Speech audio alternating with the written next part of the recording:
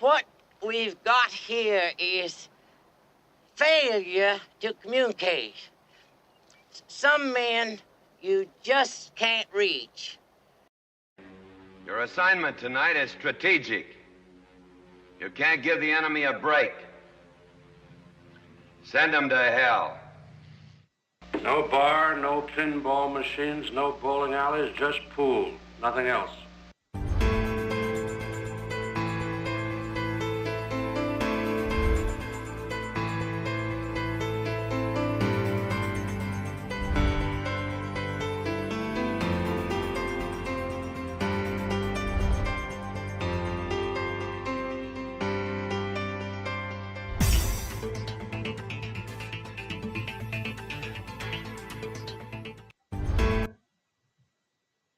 Good afternoon to Bill. Welcome to VP4 TV. Welcome to yet another match. It was a long stint yesterday, it was over 5 hours. This is another match in the one-loss side in the 2022 VP4 World 10 Ball Championships.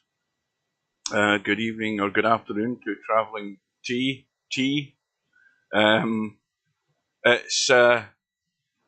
It's moving on the tournament, but one of these guys is moving out and heading home. Question is whether Larry is going to survive deeper into this tournament, whether Hairpig's going to have the game that's going to stay with him. We all know if it gets to the business end, anything can happen. We've seen it happen. We've seen some weird stuff going on. There's been no further update to VP4 today. Steve threatening to change the power of the brake cues, but he hasn't touched it so far. But we have had the rack update. We've had two updates, one that didn't really work that great, and then one that from last night's evidence, the balls really do open up. You still get loads of dry brakes though. So people will still be working out something that would be a more reliable brake. Well, it will be interesting to see how that goes as the tournament goes deeper.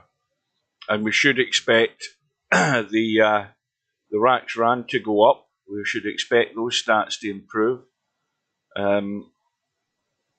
But it's about what happens when you get those balls opened up. Are you going to be good enough to take it out?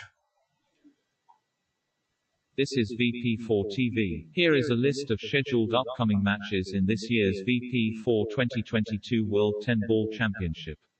I will try and stream as many matches as I can, although time zone differences will be an issue. I must thank those players who take this into consideration when arranging their matches. Please subscribe to my YouTube and Twitch channels to join in the stream chat.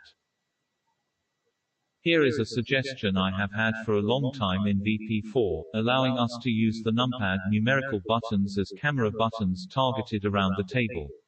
Why, you ask? It benefits anyone watching as a spectator. They don't have to keep using the V donut button to move around the table.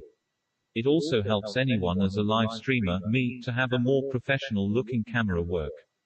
Players in-game themselves can quickly tab the relevant camera buttons if they so wish to during play and whilst also watching opponents shoot.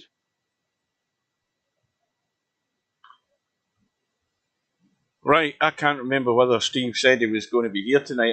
I think he might have, but then again, I might have been thinking about last night. It's like one day running into another with these live streams and these matches.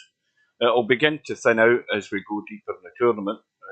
We had like, I think it was 7. I think we actually had 8 tournaments scheduled at one time. We had 4.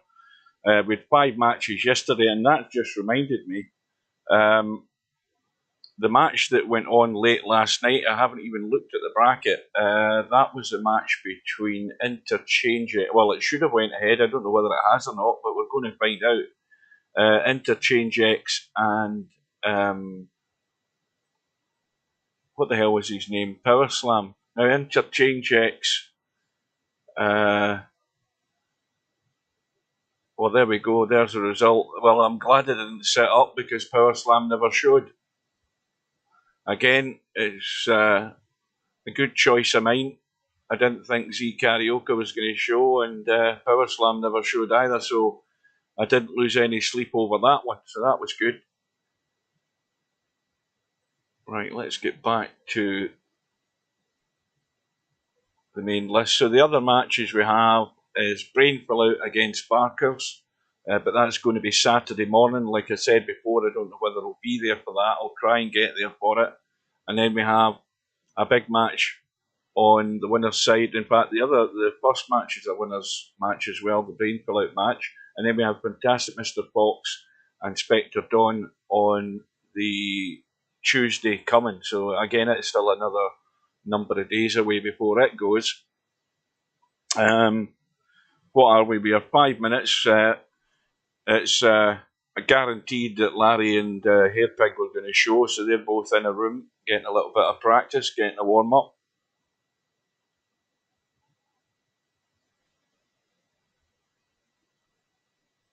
I don't think there was 5 forfeits yesterday, Bill. I don't think there was there? There was only the two. That one that I just spoke about, and the one with Z Karaoke. Everything else went ahead, as far as I remember. Excuse me. Good evening to Brain Out, and a quick look. Well, Steve is there, so we'll just bring him in. Just give me a sec.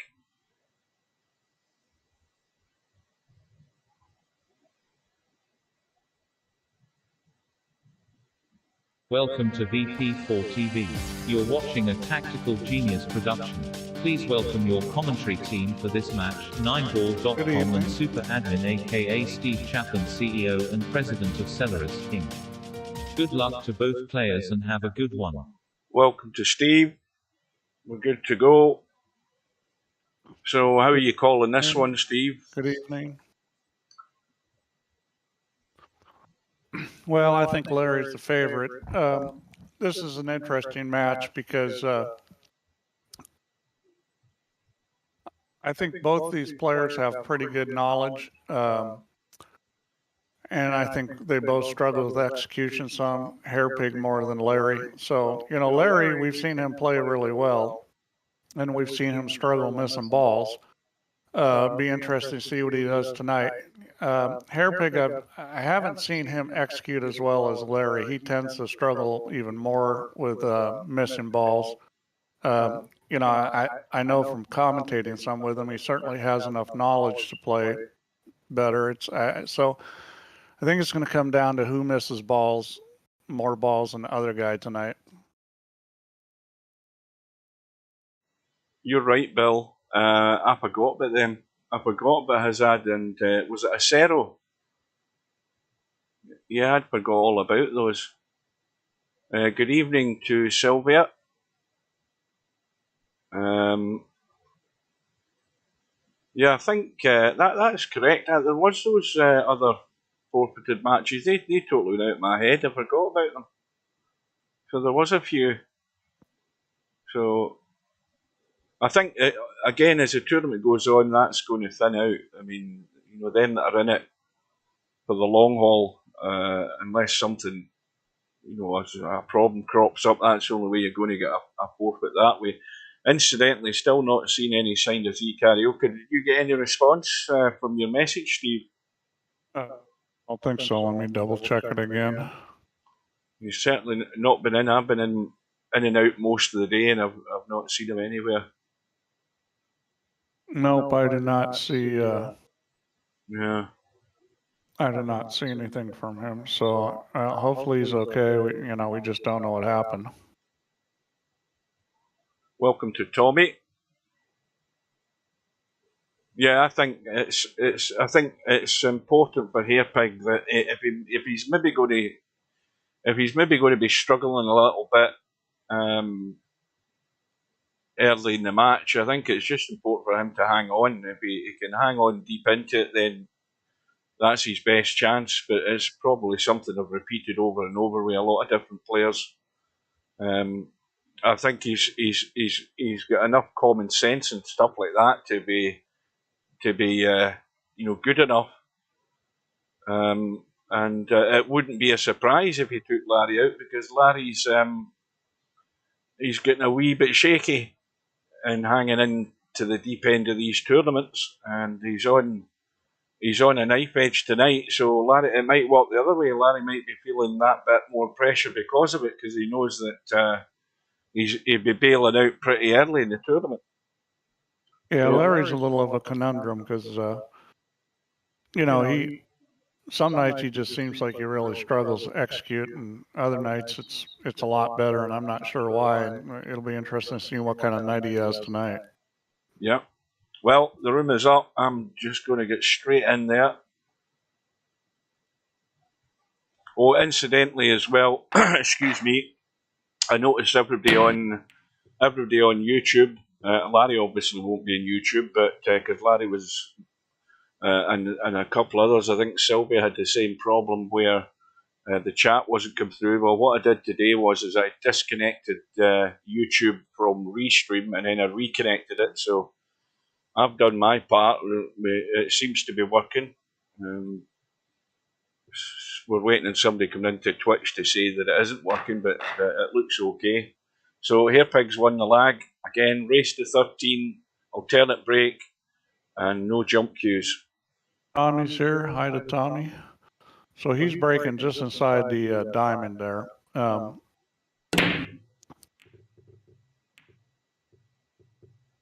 I want to see somebody go break from the side rail. That's what I'd like to see.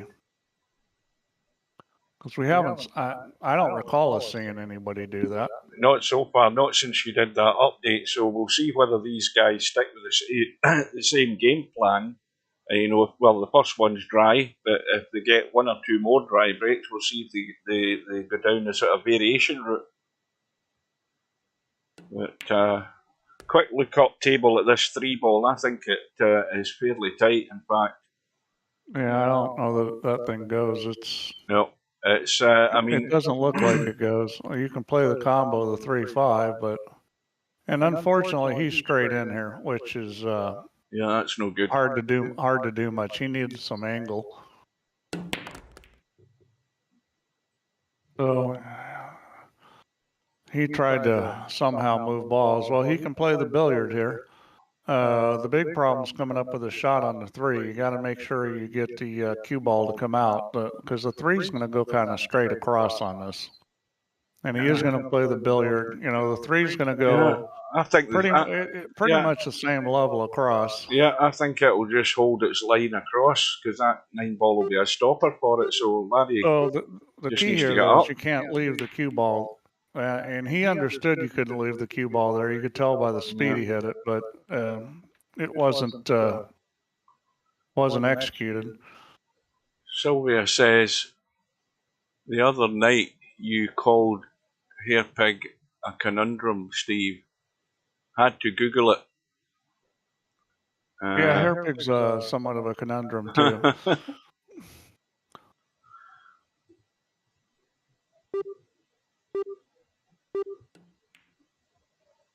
Well, Hairpig's going right to the safety game. He could have shot that. He just, and this is a strategy that can bother players. You start playing safe on them a lot. Play safe, play safe, play safe. Oh yeah. And I don't mind seeing a bit of safety. I'd like to see more players playing a bit of safety now and again.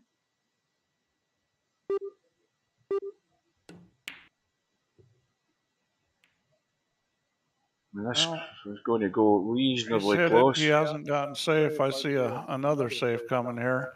Now, you can get this on the 10, but it's a real tricky shot. You have to hit this kind of a kill shot, like a drag shot with a lot of right English, and then come off the 3 and the cue ball spins sideways and goes over there behind the 10. It is possible. He's trying it a little different way, and he didn't see. He needed to drag that. If he would have dragged that, I think he could have got it to go behind the 10. That's the shot he was trying to play. Well, this is still really awkward. And this is a good opportunity for safe too, because you're cutting that 3-ball across, and then that 8 and 9 ball are huge right there. You know, you're going to roll the cue ball right. Ideally, you want to roll it towards the 8 ball. Well, that Yeah, five's and going to hold see, it. he needed to cut that a little more. If he cuts that a little more, the cue ball moves over a little more, has a little more speed, and he's right on top of the 9 or the 8. I think that's what he was trying to do. Yeah, I think that part of the problem was the very narrow window he had to get in there. He might even have spun that a little bit. Well, I mean, he called the 3 in the side and then hit it towards the corner. If he would have hit it towards the side, the cue ball would have rolled at the 8. I mean, he didn't hit his mark.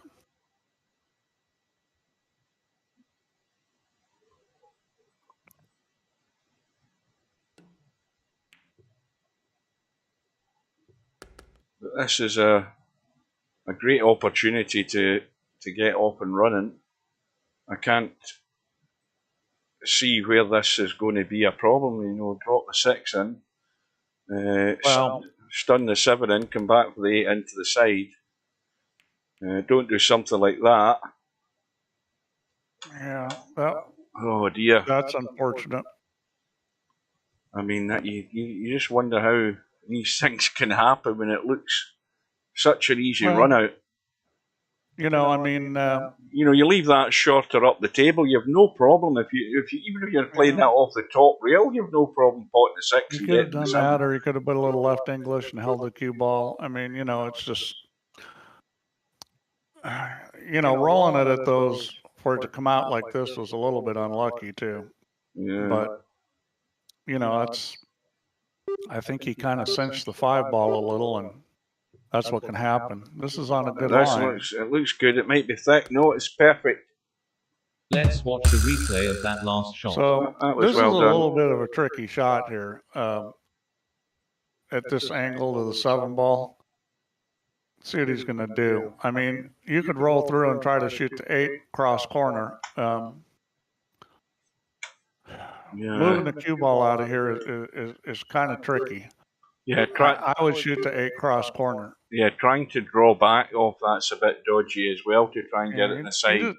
And he's going to try to. I would have just rolled this forward. Okay, he's playing for the side. That's fine too. Played it well. Yeah, just something simple instead of getting crazy. Now here we go with the old get down past the side pocket and have a shot. I'll tell the lies on the 9, isn't he? I've lost my head already. It's after 8.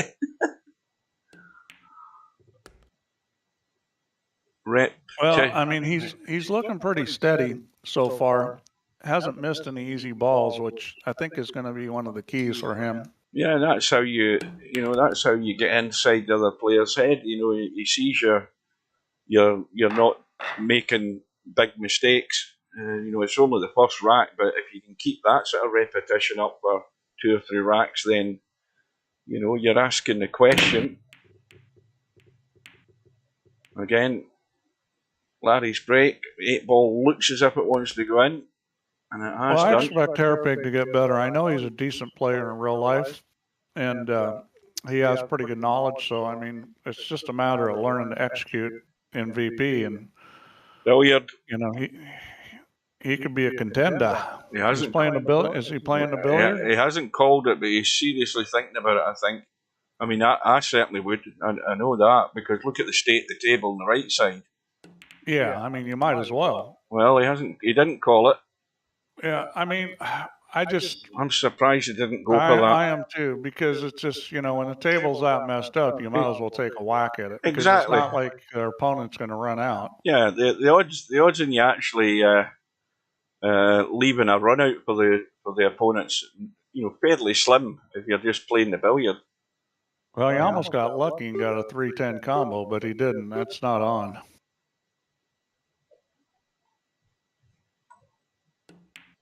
Yeah, but the one thing's for certain, I don't fancy Hairpig's next shot. Boy. Yeah, this is... The 10 will not go off the 4, I don't think. I mean, it's... the problem is I think the 3 ball is going to clip the 4 if you try to shoot that shot.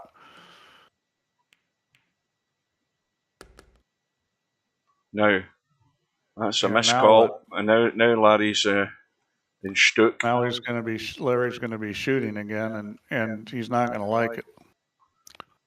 I don't know if you can see the edge of that or not. If you can see the edge of that 3, I think you can. I would just rub the 3, send the cue ball down to the end rail. Well, I believe you can see the edge. Yeah, he can just barely see it. Yeah. But like me, I don't think he trusts his eyes. Oh, well. Yeah, he hit that a little too hard. I think he still got away with it, though. I think Hairpig will play the combo here. This is a pretty good combo.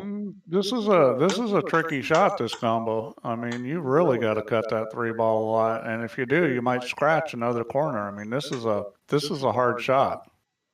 No, he's Yeah, decided against safe. it. And he almost scratches doing that. So I thought he might have jacked up a little bit there.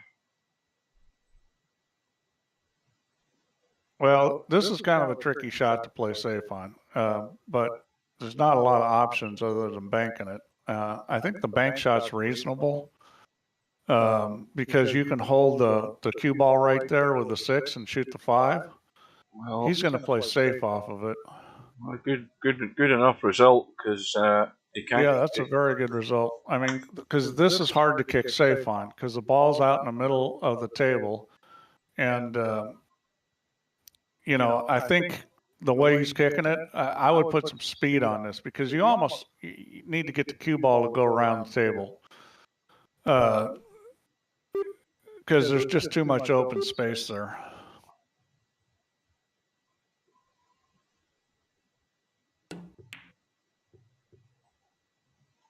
If this just rolls past that pocket, well, it's a tight, delicate, thin cut into the side. Well, he can shoot at the corner. The biggest problem is where you're going to shoot the 5 ball. Big cut you up play the the table. 5-10 combo. I'd cut the 3 ball up the table and play for the 5-10 combo here because, yeah, that side pocket is that's a sellout shot. Well, he's got for it. And he's got a reasonable shot on the 5, so that was well done. This is just a lot of draw in right English. This is kind of a soft draw. You don't want to hit this real hard. You just want to make sure you're not leaking away and running into balls. It's easy enough to do that. And he's not putting right English on it. That's why he's ended up square. It was good. It was good enough. Well, you know, that's fine there. Because this shot, you know, people think this shot's hard, but this shot's super easy. I mean, this is like he's killing this ball. I don't know why he's putting draw on this. This is just roll it with a little right English. Oh, it's wiped its feet. It's gone in though. Yeah, because you don't need to hit that hard. I don't know why you're dragging that ball. So it's looking like it's going to be 1-1 here. Oh. Let's watch a replay of that last shot. Well, Larry likes to use all of the pocket.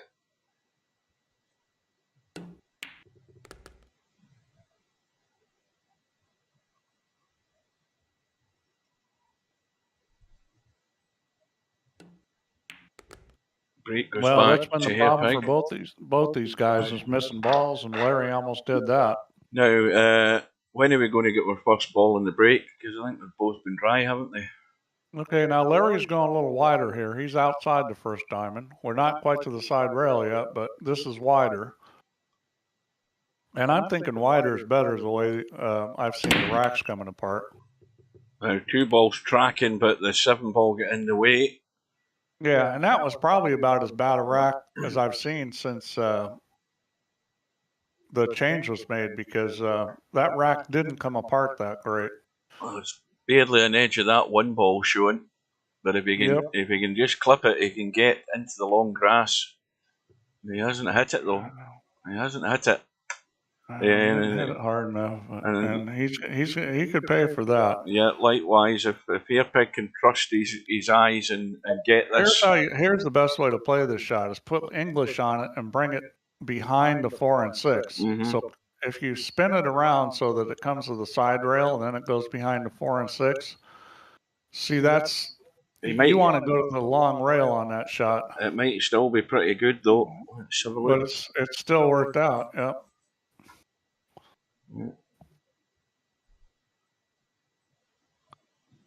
It's kind of a counterintuitive shot to spin the ball that much and curve it. You actually aim kind of thick and you curve the ball and just skim it. And you think that that's a hard shot, but it's a lot easier than it seems like it should be. It's one of those counterintuitive shots. Oh, you're right enough. It was Hairpig's break. Well, he brushed that in the way up, brushed it in the way back, and he's left it on. Now, we'll give him the 1 ball, but he's got. Let's have a look at what the shot looks like, though. I mean, he's got to. I don't know what route he sees, but to me, the route is to try and stun past the 9 and get it moving, because you've got to try and get it back into this area of the table, unless you go inside. Yeah, I would draw this every time. You're doing a big draw. Now, it needs to go. He didn't hit it. I think he got away with it. No, not quite. No. Yeah, he just didn't hit it. Well, the object here is miss the double kiss coming back with the cue ball, because if you don't, if you do, you should have cover. Oh, that knuckle. Well, he's okay. The only problem here is this is a pretty easy safety. You hit this 2-ball square, send it to the side rail, and stop the cue ball there. Yeah, the scratch is on as well. No. You don't. You're not going to scratch on this shot. You have to hit it terrible. What's that, Steve? Like that. Well, that was hit terrible, and it was hit the wrong way. That ball was close enough to the rail that you could hit that with topspin. You're a steep enough angle. So that's the thing is, when you're kicking at a ball and you're trying to get the cue ball to stop, the first important thing is you got to hit it real square. The next thing is you have to decide whether you're going to hit the cue ball with draw or hit it with top. Yeah. And if it's at a steep enough angle and close enough to the rail, you can use top, which, some of that top stays on and then it's backspin when it comes off the rail. If it's at a shallower angle or it's further away, then you're going to want to use draw and kind of stun into the ball. It just sort of depends on, closeness to the cushion and rail. But those are those kind of kick shots are like that shot in real life. A good player is going to hook you almost every single time. The main lesson from that shot there was never doubt the commentator's eye. The scratch. But you're right enough. I mean, there's ways to avoid it, but if you just get it that way, it's going to head that direction. The pocket's always in play with that shot if you don't get the right hit on it. Yeah, and there are certain kicks that are very difficult, to stop the ball. That really wasn't one of them.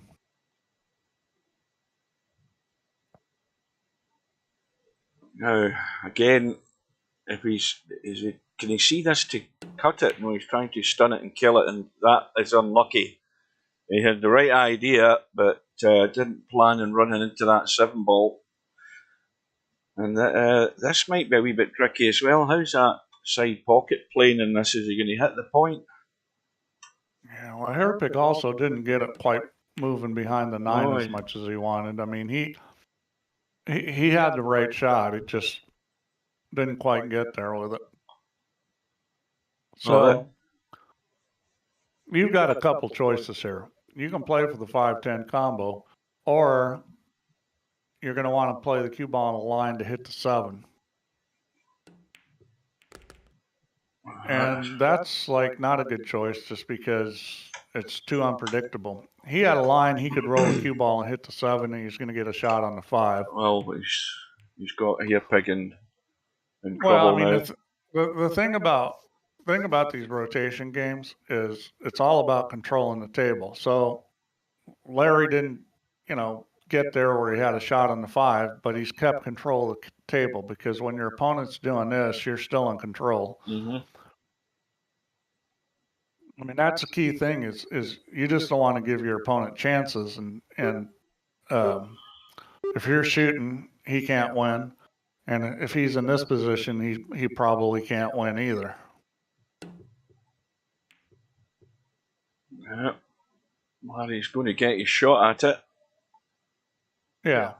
So Larry's going to reap the benefits of a good safety here and win this rack, I think. I mean, now the 7 does go. It gets a bit tight if you're not sitting really good on the 7. You might just roll this 6 in and take the 7 on the other side.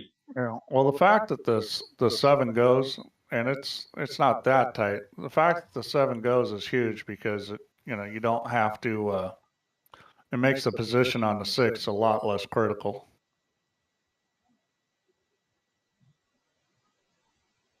I think he's going to stop for it. Yeah, there's no reason to do anything crazier. I mean, there's enough room with that 7. He's got a perfect angle. I mean, all he had to do is stop it. I mean, it's... Now, does he just play the little stun and dice with that side pocket? I'd probably just roll it because he's going to end up in a spot where he can just roll the 8 to get on the 9. See, again, wow. Again, and even the little voice in my head was saying there that he's got that little angle. I'm not sure where he was going with the cue ball either because he hit that pretty hard, but he wasn't stunning it. His Q-tip was well above center. I'm not sure what he was doing. Yeah, there's an awful lot of running in the cue ball there. And these are the opportunities that Hairpig must stick away. He must make these count, and he must, ram it home to Larry that you can't be doing that because I'm going to do this. Good evening to Jose. Yeah, well, and that was well played there. You want to stay above that ball, and he did. So far this match is going just kind of what we talked about is who's going to miss balls and not execute. And so far, Hairpig's been better at that than Larry, but it's still only a 2-1 game. I'm expecting Hairpig to have some issues too. He may have cleaned things up and be playing better, but to go from making a lot of execution mistakes to hardly any is not realistic. If he did it, good for him. Well, Larry's the same distance on the right side this time as he was on the left. He's got the 2 ball. Got a ball in. The cue ball's in a reasonable spot. He's got a shot on the 1 and the 3. He rolled up tough. So yeah, this is not a great situation. So I mean, here I'd be thinking, make the 1 ball and then play safe. Exactly. There's a pretty easy safe to just roll the 3 and roll up on the 7 ball. Yeah, there's no doubt about it. That's exactly what I'd be doing. Yeah. And I think that's what Larry's planning on doing, but there's another missed ball. They're creeping in too early, Larry.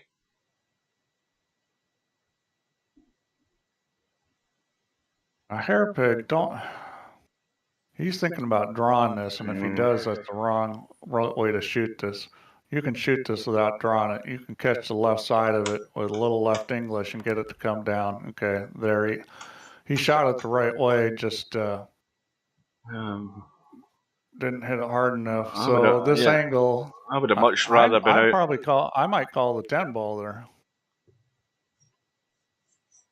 He's going to play safe and just not get the speed right. I mean, it wasn't a bad idea.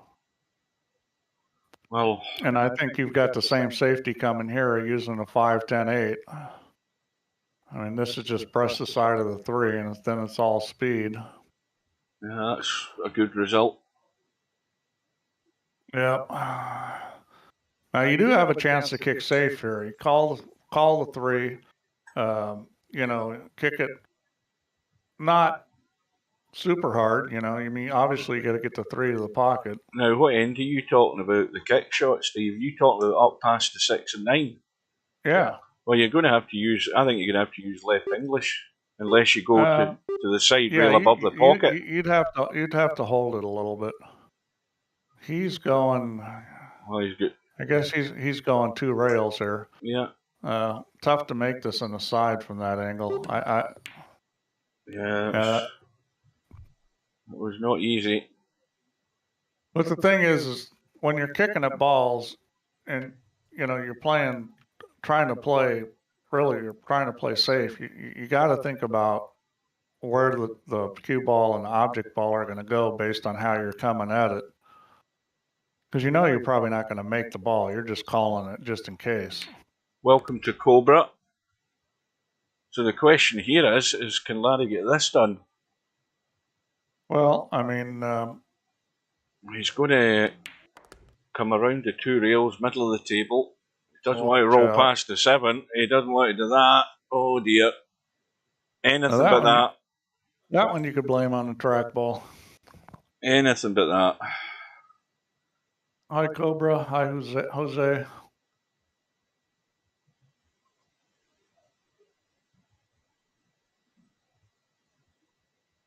Well,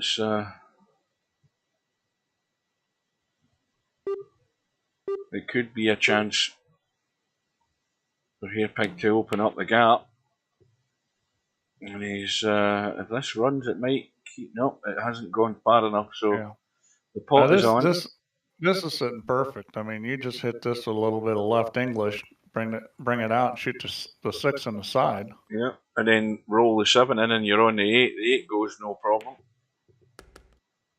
Needs that angle on the 8 ball though. And this is... Oh, he's fine. I mean, this is where you want to be. You didn't want to be on the other side of it. A little back cut's okay. Oh, he's overdone it. He's overdone it. But he missed the ball. Well, that's the first big mistake by Hairpig. Well, I mean, it's expected he's going to miss some balls. I mean, his personal challenge and what he needs to do is miss less balls than he's been missing. But, we know there's still going to be some. I mean, it's something he struggled with. So that was the first one. Now look at how fast Larry's playing here. Oh.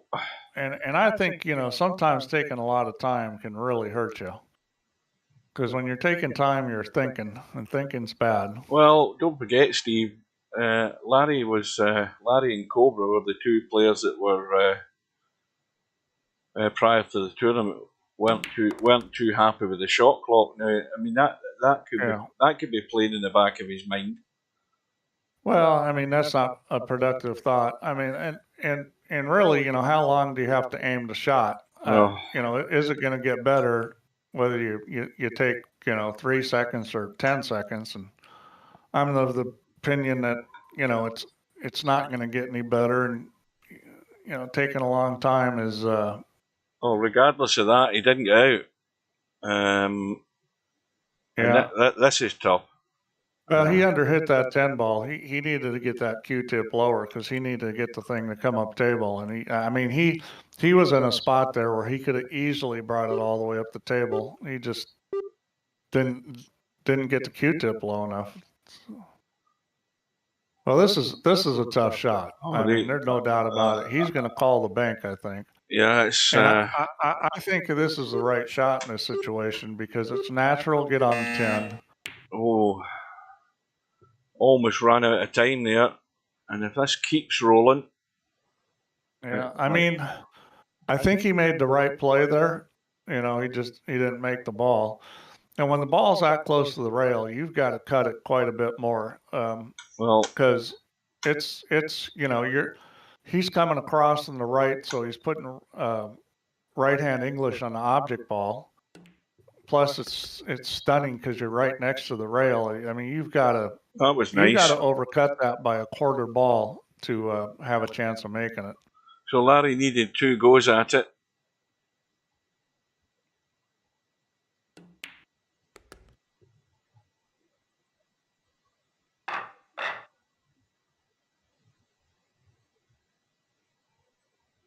Oh, are you actually watching this in the hospital there, Cobra? He's in for a double ego transplant. Well, as long as he wasn't getting chopped up by machetes. Yeah. Well, Larry's got all square. Break back to Hairpig. This time, we've got 2 balls in a break. Hang the flags out. Yeah, and this is dodgy getting in the 2 if he's thin cutting this. Yeah, this is a tough situation. I mean, he does have a safe. It's hard to avoid the 6 ball going this way. You've got to hit this real thin.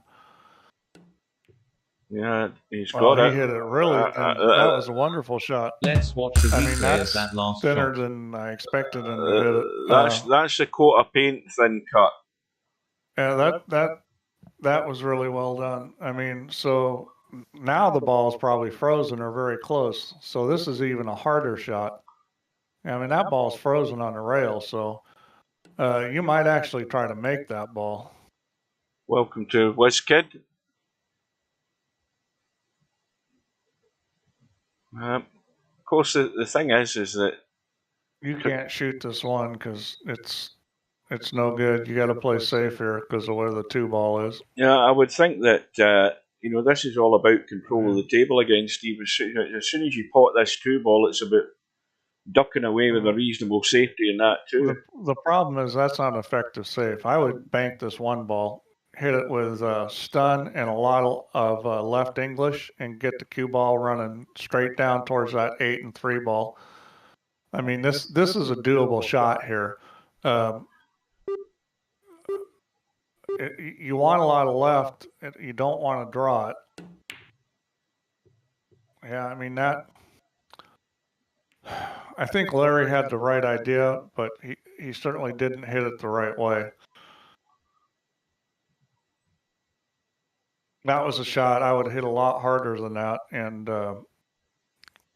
he ended up overcutting. Well, overcutting the ball. I'm going in behind the 10 and 5. That's where I'm going every day. He's run into the 10 though.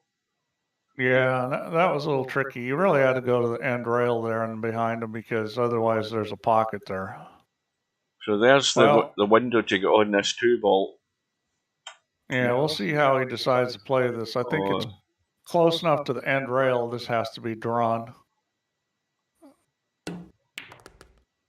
And that was just not enough. Well, it's still. You got to wonder if that's a trackball thing, because VP's got plenty of draw to draw it all the way back, and he didn't get there. That's no good. It was easy enough to get away from it, but say not get covered, and he might be in trouble himself if Hairpig can thin this enough again. Well, I don't like that shot. I would have hit it then and taken it up on the end rail, just because that was hard to get that safe there on the 8.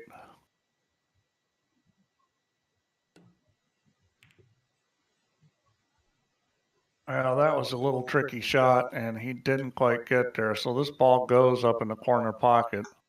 I'm looking to see it. It definitely doesn't. Well, looking at it from there, it's hard to say whether he could actually get enough of it for the side, but he can obviously cut it up table.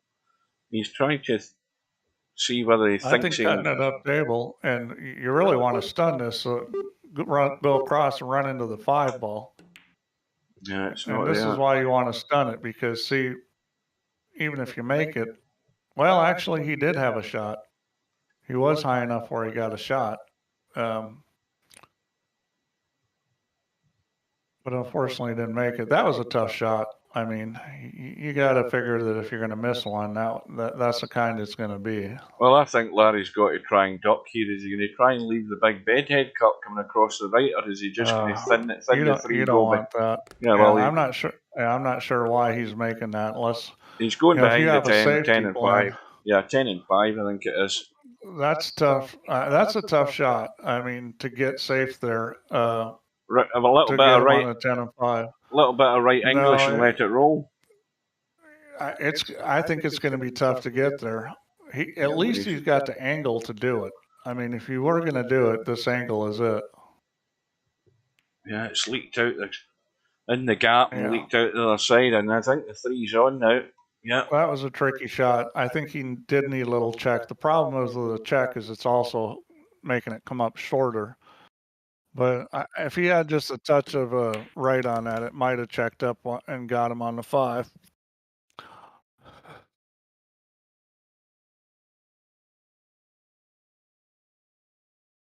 Well, Hairpig's probably going to play the billiard here. I can't imagine he's going to look at anything else. This is just go straight forward. Well, you didn't want to use English. Well, you just wanted to go straight with that straight top. So you still have the billiard here. The way you have to shoot this is thin cut it. He's going to shoot the combo, I think. From this angle, it's probably easier. You can thin it with right English and still get this billiard, but it's pretty tough from this angle, so I'm sure he's calling the combo. Oh, he is. Let's watch a replay of that Boy, last I wasn't shot. sure that even went. It was that tight. Good shot there.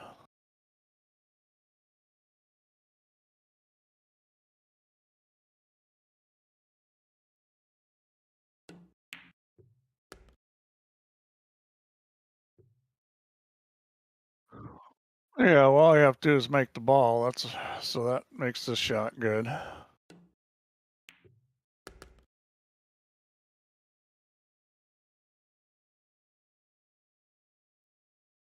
Yeah. I think this is going to be a very close match. I mean, it has all the hallmarks of it. I don't think either one of these guys can run away from the other.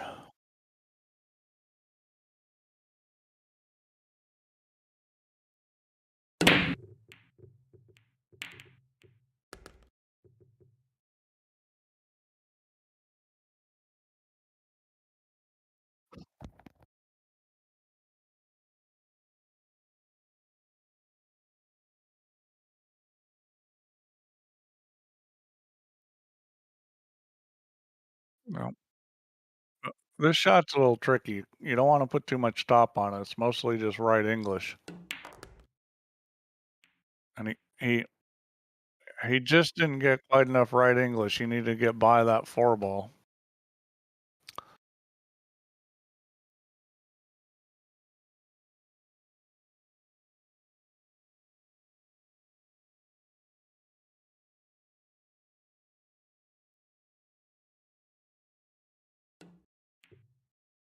Yeah, that really wasn't the right way to go. Your way was a lot better, Hugh. Well, he came out of it good, yeah. I mean, this is one of these shots where,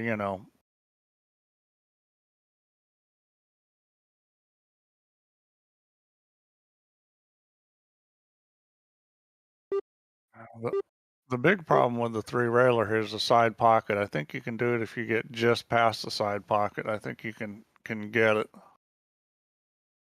Oh, what's he trying to do? Well, he got the, at least he hit the 3 ball, which that was difficult just doing that.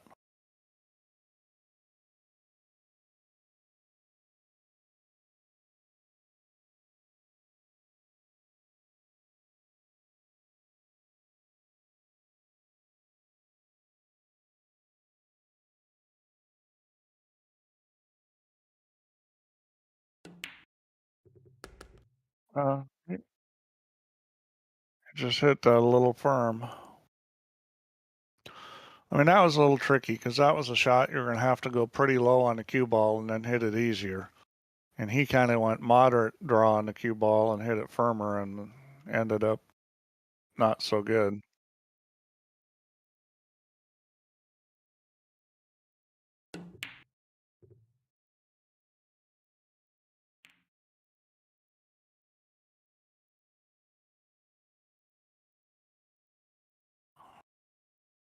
Yeah, this is kind of a funny spot.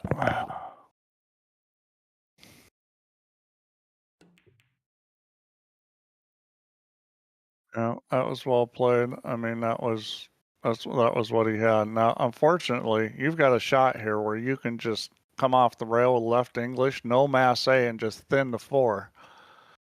See, he didn't need to jack up. He was in a spot where he could have just come off the rail, thinned the 4 and left it there behind the 7-9 and sent the cue ball up table.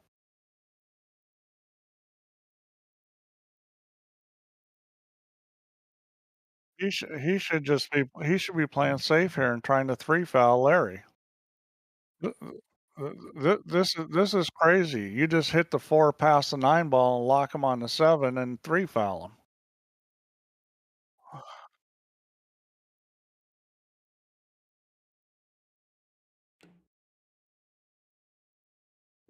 Yeah, see, I don't like the way he did that because he could have locked him on the 7 ball. See, now there's a kick. You can kick past that 8 ball and hit the 4.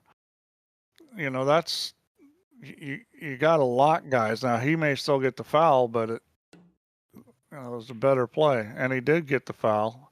Now the good thing for Larry is he got rid of those balls there, so getting a good safety is going to be a lot tougher here.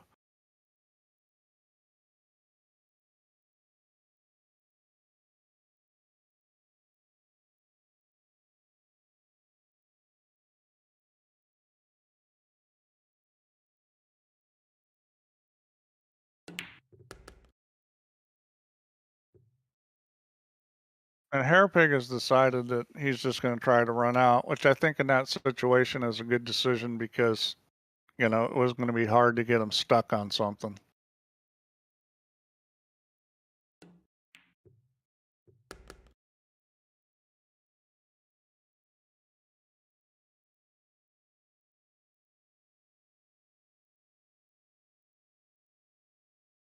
Oh, am I muted again? I don't know how long I've been muted because I don't remember pressing the button. You would think that you would change that button. Yeah, I've got all the buttons. Pretty much most of my keyboard is actually all working for XSplit. Hence why I hit the occasional wrong button from time to time. Well, if that's the case, then there's no room to put camera buttons in. Oh yes, there is. I haven't given. Oh no, the numlock buttons are all free, Steve. They're all deliberate. Why don't you put your mute on one of those if you got so many free buttons? Because I'll end up hitting them as well with my right hand when I'm not using the mouse. Anyway, we have daylight at last. Hairpig's up 2 games. So I think that decision to run out obviously has paid off. Now he's going even further over, and I like this. This is well, he's decided. Well, now he's at the corner pocket. So this is more over. See if he's going to hit this straight on or cut it to the side rail a little, and he went straight on. No, he made a ball. The cue ball came back. Let's watch the replay. Got a shot on the 1. So that break actually worked pretty good for him. This is a little bit of a tricky shot here.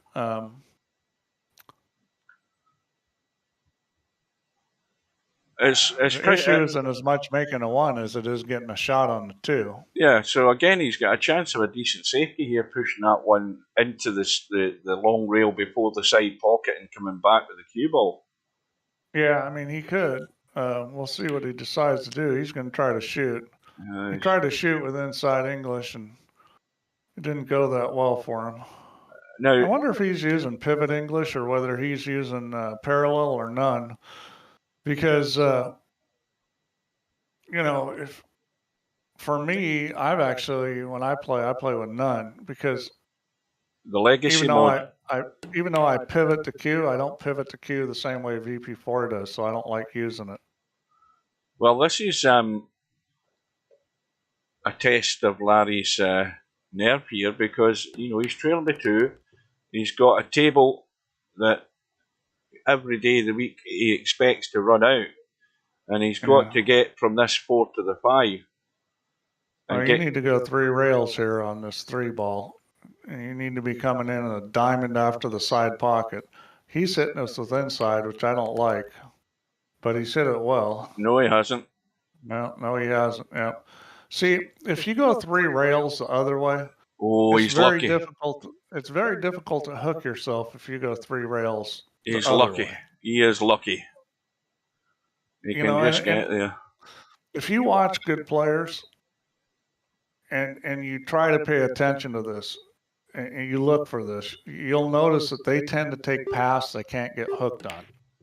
And that's kind of how they make decisions on how to move the cue ball. Let's watch a replay They'll of move the that cue last ball on shot. lines where they can't get hooked. And you know, I mean, it sounds like, gee, that should be obvious, but then you watch players play and they don't do it.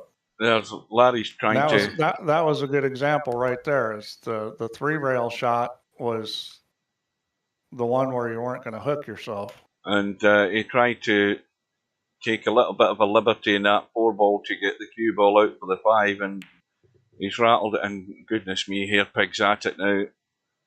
Let's watch a replay of that we last knew there'd shot. be some of that. He got lucky though. I mean, I don't even think he can see the edge of this. If he can, it's still no good. It's too thin. I think Larry's. Maybe he can see more than I think. Larry's infecting Hairpig here. I think no, he can't get to that. He's going to shoot a Massey bank. Well, this might be a good rollout. The spin's still working. That'll do. Well, this is basically 2-rail kick. Try to hit it solid. Send the 5-ball towards the side pocket, and maybe you get him on the 6, and that's what he's calling. So this, you just want to hit this at speed to bring the 5-ball out to the center of the table. If you hit this right, you got a real good chance to get a hook on the 6. Albinario's giving me some tactical advice. He hit that pretty hard. I think that was too much speed for that shot, as far as getting the best result. Well, you know that deeper in the tournament, you're not necessarily going to be getting 2 chances each rack to get the job done. And Larry's had it this time again to get back within 1. Albin, Hugh is stubborn. I mean, he's just decided no matter. He's like Larry with the trackball, okay? Yeah. Doesn't matter what happens, Larry's sticking with the trackball, and it doesn't matter what happens, Hugh's sticking with his mute button on a space bar.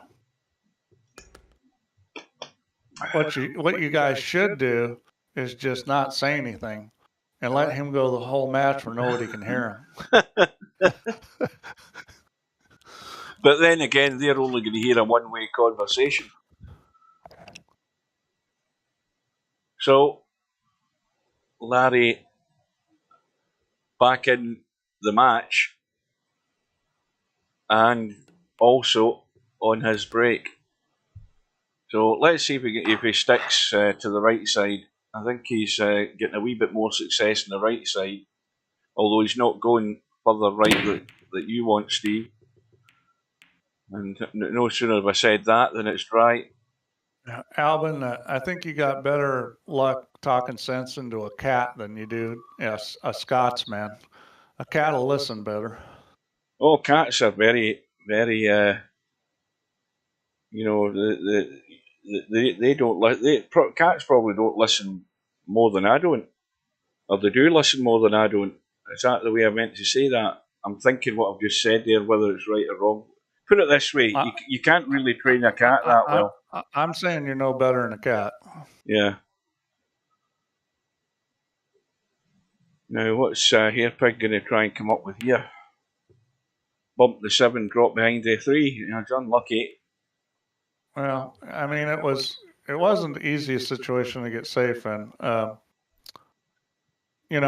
this isn't easy either. I mean, this is that shot where, you can do that or you can try to spin it the other way. I don't think he's got there, though. Well, he hasn't got there, and there's an open shot on the 1 ball. Bump the 5, I think, looking at the angle. Yeah. Or is it maybe it might be thinner than that? Oh, he's bumped the 6.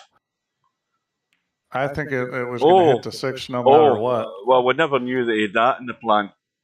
Well, I mean, that's what you call a roll there. That's a good roll for Hairpig and a bad roll for Larry. Oh, this is not a bad result either from Larry. Yeah, that was well played, and just to get the hit. And, at that speed, hitting it full, he had a pretty good chance that he could get some cover. And that's all you're trying to do on that shot is just, you're trying to give yourself the best chance of getting cover behind the ball, and that was the right speed to hit it. Mm-hmm. I mean, that's real important on kicking is thinking about the speed you're going to hit it as far as, what gives me the best chance of getting cover. Assuming I hit the ball anywhere close to the way I want to, what speed is going to give me the best chance of getting behind the ball or, not giving up any kind of easy shot. Well, here we go again. This is a bit like deja vu. Larry's got his chance.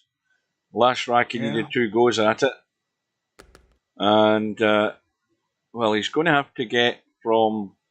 I mean, the 7 to the 8 isn't a problem. I don't see where the problem is. Let's put it that way. There is no problem here. I mean, everything. This is like pretty much a connect the dots rack. I think he'd have liked to have been a bit better than the 4. Yeah, he's fine. I mean, he shot the shot where, he knew he was going to be in the right line. I mean, ideally, you'd like to get down closer to the 7 ball, or be, well, you can go forward on that 7 ball too, but you have to be at the right angle. Aye, but it's always much easier to play a controlled shot when you're closer to that object ball. Yeah. And he's not gonna be. So what I would do here is I would actually try to get right on that long rail so I could cut the 7 to the right a little, get the cue ball to the end rail and come out, because that way, it's a much more. See, this is not a good angle because now you got to hit a draw shot.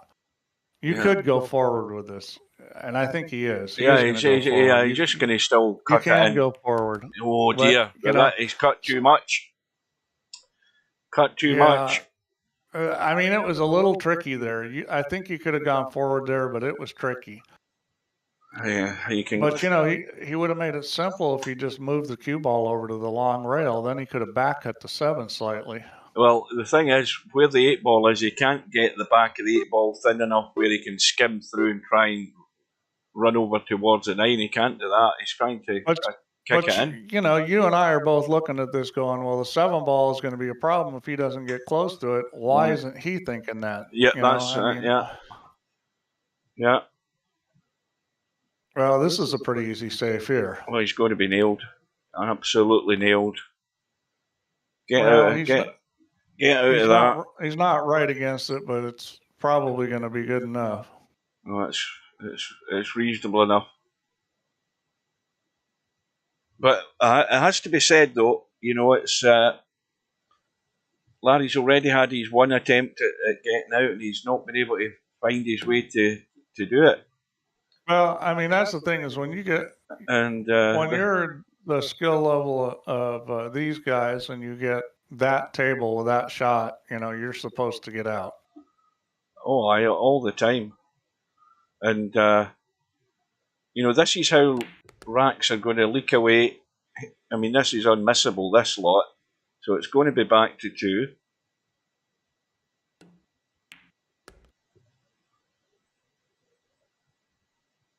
I mean, like real life, you can struggle in VP and have bad days, but it's not as severe a variation as real life, or it shouldn't be. There's a lot more to go wrong in real life. Yeah, there's a possibility it could go to 3 here, though, if Hairpig can land a break. So Hairpig's a little further outside now. He's all the way over in the outside of this pocket. And he's been breaking solid on the 1, and there it is again. It's going to be dry again. Well, you got a lot of movement. You got the 1 ball to come up table. Everything worked except he didn't make a ball. Well, I think I would be playing this with just a little bit of right, just to chip it and come that way. I mean, you're not getting cover down here, but well, the problem with that shot is you're not going to get a hook, and you're not going to get a hook here either. I don't think. I mean, you can try to pin him on the 3. Let me see. I don't think in VP that shot will work. You're going to get a double kiss if you try that. And that was hit about as good as it could be hit. And, it was just that ball was in a terrible spot. I mean, it really was in a bad spot. Larry trying to. Larry's well, Jimmy's trying to get behind the 8. Yeah. Yep. And that was well played. Now. Needs to stretch out a little. Well, yep, he got there, I think. 3 balls fine. Just well, I mean, I don't think he needs to do anything other so here we go again. I'm going to proclaim this is another rack that he should get out on. Always, yeah. And he hit that perfect, so he's hit a couple shots in a row. Well, and the trouble with pool and golf also is that your bad shots hurt you more than your good ones help you. So you can make 8 wonderful shots and dog the 9 ball, and you're screwed. So it's key that you don't make those bad shots. Whereas the worst bad shot is missing a ball. The second worst bad shot is hooking yourself. If you get out of line, you have to play safe. At least you've controlled the table.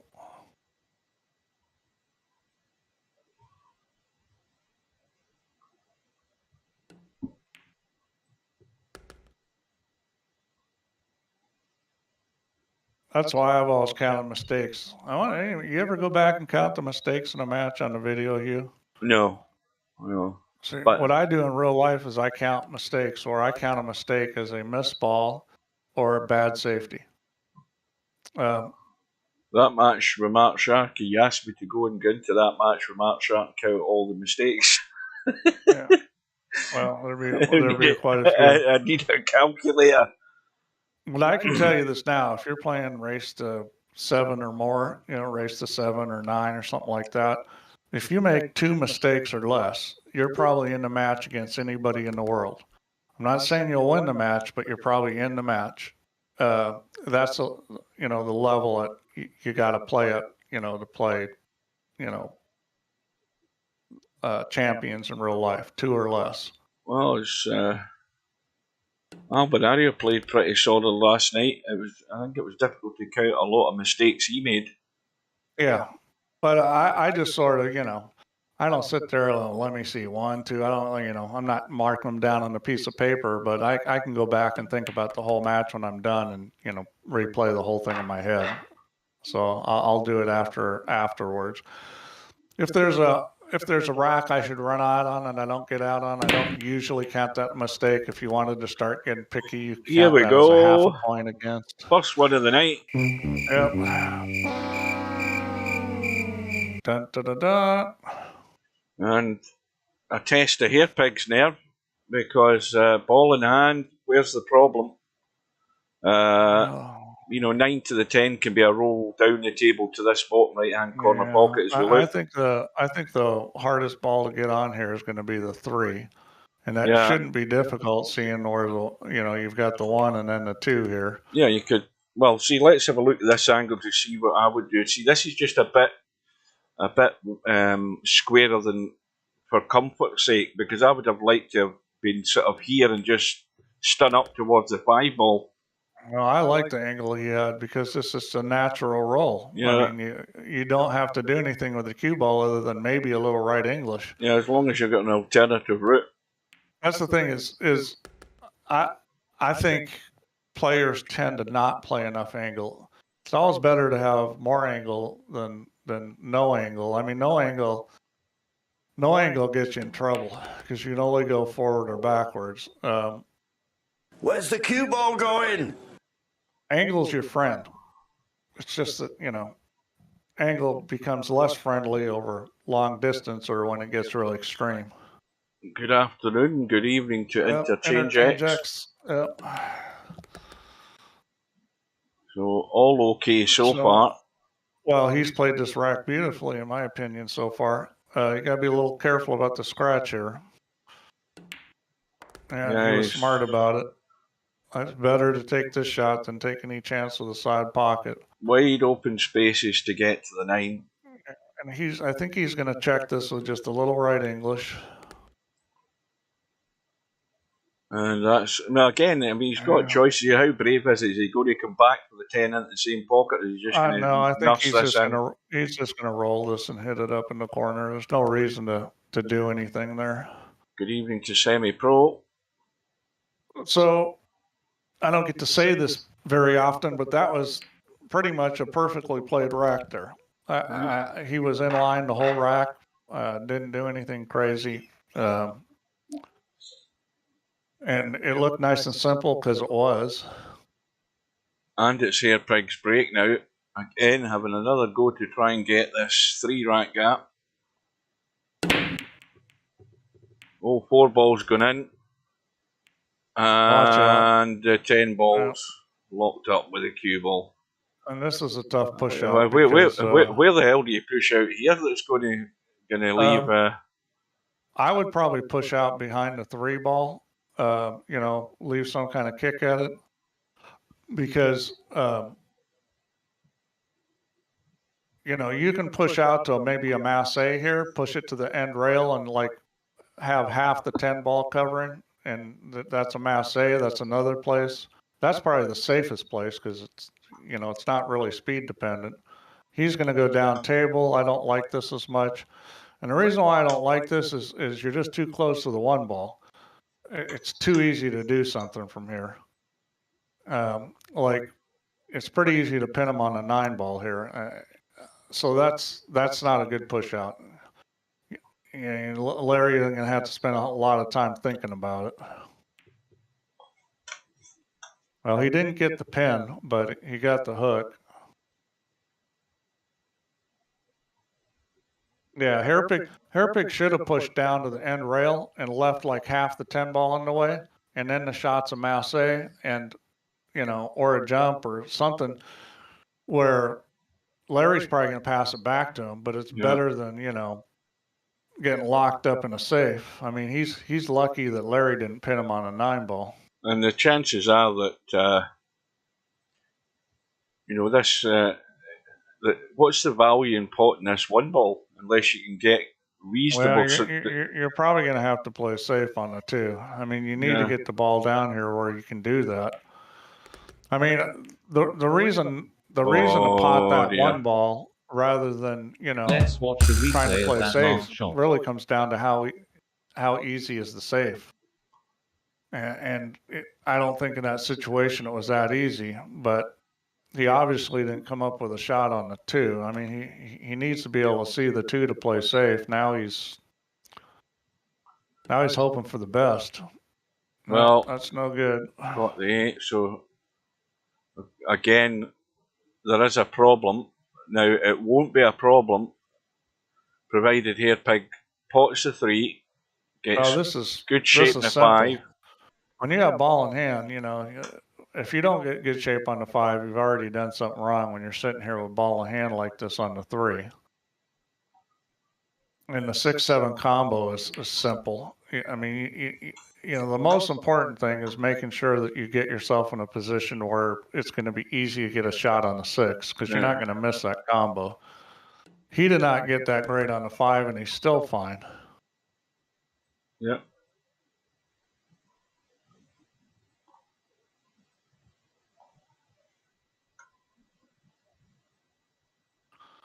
So, I mean, this is a simple situation. He's just going to go forward with a cue ball. 6 is going to be along the end rail, and he's just going to come out and shoot the 6 in the same pocket. Oh, boy. He hit that awful hard. Too heavy. Yeah, well, I mean, that was just a speed problem there. He just hit it too hard. So he's either going to have to cut this or bank it. I mean... No, I'd be ducking out behind the 9. I'd take the risk of getting behind the 9. You can thin the 6 thin enough to come in behind the 9. He's going the other way, and that works. Or does it? Yes, it does. Yeah. But it's a big target to hit, though. That's the thing with this shot. And Larry will be calling the pocket, obviously. Yeah, I mean, it's not the end of the world that he didn't get a shot because he's kept control. I mean, every time you let someone to the table like this, you take the chance that they're going to make the ball or they're going to get you safe. But well, Well, we're not I down. think it was a smart play playing safe there. I'm answering semi-pro there. We're never doubting Larry's not going to give up. What we're doubting is whether he can get the job done when he's been given opportunities, and he's struggling. You know. Well, it's the same with both these players. Is that they both, have a pretty good idea how to play, and then it's a question of how many execution mistakes they're going to make. And so far, Hairpig's been more solid than Larry, and that's why he's ahead. Yeah. And it's going to be 3 racks for the first time in a match. So this is what I class as a mini crisis that has to be resolved very soon, like now.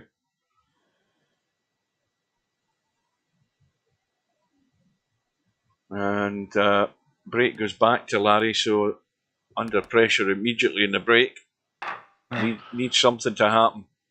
Well, this is about as solid as I've seen Hairpig play in the limited number of times I've seen him. Well, these balls are breaking great, but they're struggling to find a hole. Let's try again.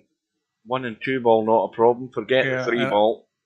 And that really hurts when you're Larry. Well, you know what Stubb would be doing here, don't you, Steve? Pot the 1, pot the 2, big slam in the 3, and billiard the 5 and 6. That's what we'd be doing. You can play the 3-6. You play the 3 off the rail into the 5 and then into the 6.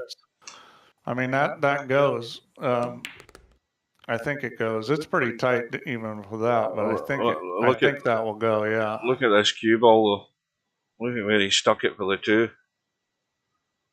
Well, I mean, this is... Yeah, he could run this at the 3 and 4 if he wants. He chose not to. He's going behind it. I think he was trying to play behind it, which was going to be tough to get to. I mean, he did pretty good getting there.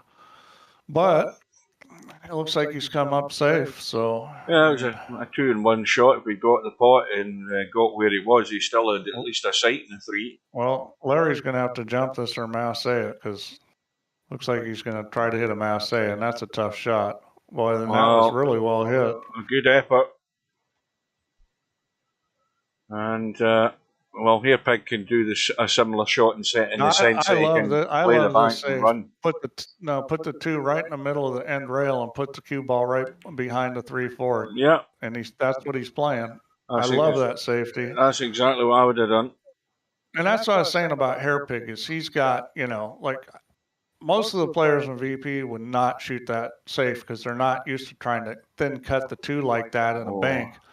But Hairpig's played enough pool, he recognized that shot, and that could win on the rack because there was never a question or a doubt in my head about what I'd have been doing there. Exactly that shot.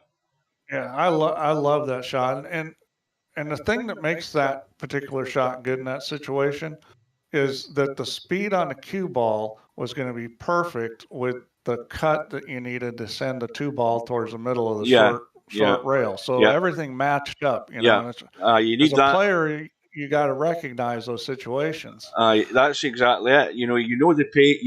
You've got the one thing in your mind that the pace that you have to play the 2 ball is such so that it's going to finish on this short rail, and with the pace of that, and whether you put a wee bit of running English on it or not, you're going to get to that spot. And it was just crying out to be played. Oh, look who's arrived. Get ready. There he is. He's already typed it in the chat. Bounce out. See, I think he was trying to break him out. I don't think he recognizes that he can make this. I think he can make this off the back of the 5. Well, he's struggling. He might be looking at the 7, Steve. He might be looking at the 7 here, the way he's playing this. Well, he's a little low on it. No, he's not. He's looking to try and get cover. He's trying to play some crazy safety, and that wasn't really a very good idea. Whatever he was trying to do there, that was. I'm not sure what he was trying to do there. That was kind of a baffling decision. Can you guys read Stubbs' chat? I don't think you can because I've got our ugly mugs covered in the end of the chat. I don't know whether you can see it. But again, you know, that error from Hairpig's given Larry his chance, and again he should be out. Okay, now I've got the longer mute in there Oh, now, so 60 now he's minutes. getting 60 minutes. That's just stung there. I could just see Stubb looking at the screen and that little sting. 60 minutes. Well, I kicked him the other day for shouting. You know, it's like, Yeah, I've told him, I don't know how many times I've told him not to shout. He's been like that for weeks. You know, all the time. He's been at It's it. like how many times does he have to get kicked before he figures out, hey, you know, I shouldn't do this? Well, he's learned a lesson with the fines up until now. He's going to have another test coming fairly soon that he hasn't been bailing out while somebody's trying to win a rack and win the match. He hasn't done that since he's been hit in the pocket. So he learned a lesson there. 60 minutes is going to get him starting thinking. Well, it looks like Larry's back within 2. He's desperate here to stay in touch. This, yeah, that was kind of I thought Hairpig should have played some kind of shot, either the 3 off the rail into the 5 or the 3 off the 7, you know, because you had a pretty good chance of making that 6 ball. The safety he tried was exotic, very difficult. Yeah, it was. I think he was trying to work some voodoo on that shot. So break back to Hairpig, leading by 7 racks to 5. He's going further to the rail, and again, the balls are getting every chance of getting to a pocket, but they don't want to go. Yeah, isn't that great? they don't. I mean, what's the point in a good break like this? What have you done to the pocket, Steve? Have you actually have you changed the path of these balls? Yeah, it's anti-gravity. That's what it is. There's definitely something funny going on. The ball. I mean, you've got great breaks and no balls in the break. Larry's going to push out, and this push out. Well, this is asking for trouble. Yeah, it's not terrible. That 6 ball there is your savior. I mean, I think it is. I think it might be. I would still play this safe and try to go between the 6 and the rail. I mean, that's a shot, is get the cue ball going right between the 6 and the rail, and if you can do that, then you're good. That's loads. I think you've got to jack up to get that. No, because you're going to use the 5 ball. You're going to hit the 1 thicker. Oh, you're talking about the other way. Yeah, he's managed it. It's got a bit too much pace on it, though. Well, he played it past the 6, and that was fine. I mean, he actually played a pretty good shot. I was thinking hitting it thick so that you hit the 1 into the end rail into the 5 and then go behind the 6. Once again, Larry may well be potting this, but he's got to get the cue ball up table. Yeah, that's well done. How does this look from his point of view? Well, I think he can use the 7 as a stop and just come to the middle of the table. That's about all he's going to do here. Oh, he's not really getting to that, Larry. That's a bit weak. That's a trackball mistake, and he's going to pay. I'll tell you. He's going to be pinned. What's he doing here? See, he should have hit that 2 ball full on with stun and let the 2 ball come off the 7 and pinned him on the 8. Because it's an easy kick. I mean, that's if you get the chance to pin the guy on the ball, that's what you want to do. Well, again, you've got me started again, Steve. That shot, that little touchy shot there, that's the thing I'm talking about with trackball mice. They're not reliable. Now, he didn't call the 7. He called that, and he didn't get it behind the 8. I'm sure that's what he was playing for, is to pull it behind the 8. Well, I mean, we're seeing people play safe at the right times, not always making the most effective shot of it. That was a little wide, but it went in. Now this is funny. and not funny haha. Well, he can go past the 10, no problem. He's got the spin on it, so he's just got to miss the 8 ball. This is hard to make the ball even. Yeah, he had to miss the when 8 you ball. jacked up and put spin, I mean, that was really well done to pocket the ball. Well, again, I'm still taking the risk of, do you call the 5? Put him on the 10 ball. Well, that's what I'm saying. Do you call the 5 just in case, but duck for the 10? I think it'd be worthwhile calling the 5 here, by the way. Yeah, I would just, in case you don't get him on 10, but I mean, it's a, he just underhit it. I mean, he had everything right except he didn't hit it hard enough. But he's okay. But he still got him on the 8 ball. I mean, that was definitely the right idea there. Now, the shot here is playing the kick from the long rail, short rail, and trying coming off that back of the 1 and running towards the 5 and 6, and you might get lucky. Yeah, well, that definitely is a shot. You want to hit this 4 and have the cue ball run over there, and that was way wide. It was way too heavy for a start as well. I didn't need as much juice on it as that. It was harder than would be desired. But Larry should be back within 1. And, Hairpig has got to drive home the advantage. And Larry's just keeping in touch.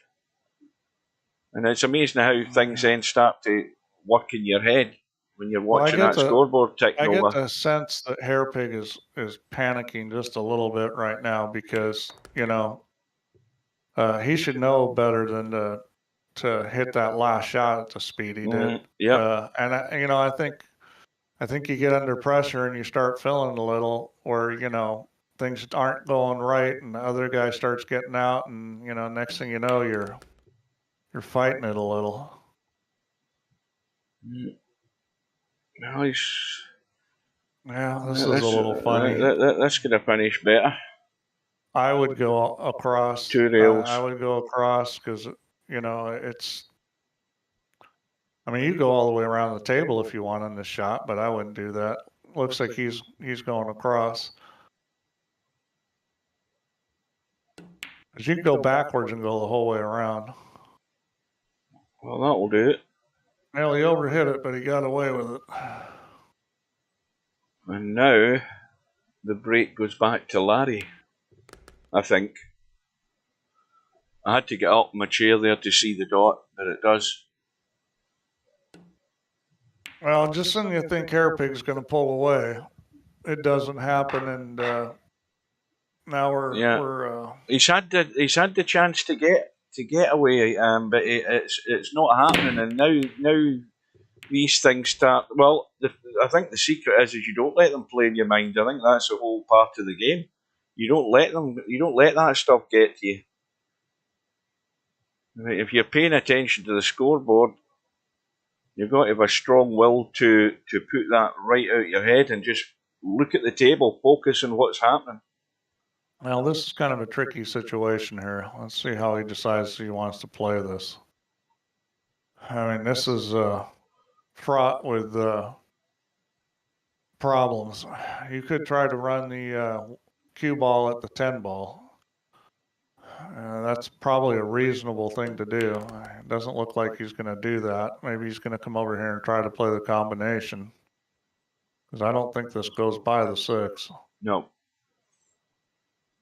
So the combo is on here. You got to hit this with some speed to get the 2 ball to go over towards the other corner. So, he's going to play safe and not do a good job of it. Anybody for a bank shot? I mean, you're not going to get a much better look at a bank than this. Got to believe he's shooting a bank shot. If you got Corey Deuel as your picture, then you need to shoot this bank shot because Corey would shoot it. Well, he's not called it. Not so far. Yeah, he's going to call it. I mean, how can you not shoot that? I mean, that is like that's about as dead a bank as you're going to get. No. We'll see. He'd bottom cue ball went. He'd bottom on it. See which way the cue ball went? Yeah. It went to the right. When I say it's a dead bank, that means that a dead bank is actually, you might see the cue ball move an inch to the left. Mm. In other words, a line on it is where you know, if you just roll it straight on, it's going to go long. But Oh if you hit dear. it with speed and maybe kind of Let's crimp it watch a down replay of that just a last little shot. bit, so the cue ball goes maybe left just a touch. That's really the definition of what a dead bank is. And I know that sounds strange, but Well, look what Larry's done. if you really want to understand it, get Baird's book, Baird on Banking. I don't know if Larry's getting frustrated, but I'm getting frustrated watching how he's getting himself in bother. You know, yeah, the only reason Hairpig is not up a bunch more is he's kind of, you know, gotten a little less solid and had some things not go his way. I mean, this is a big test right here. I know it's simple, but Hairpig really needs to get out on this just for his confidence. What rack are you talking about, Sammy? The one that we just watched?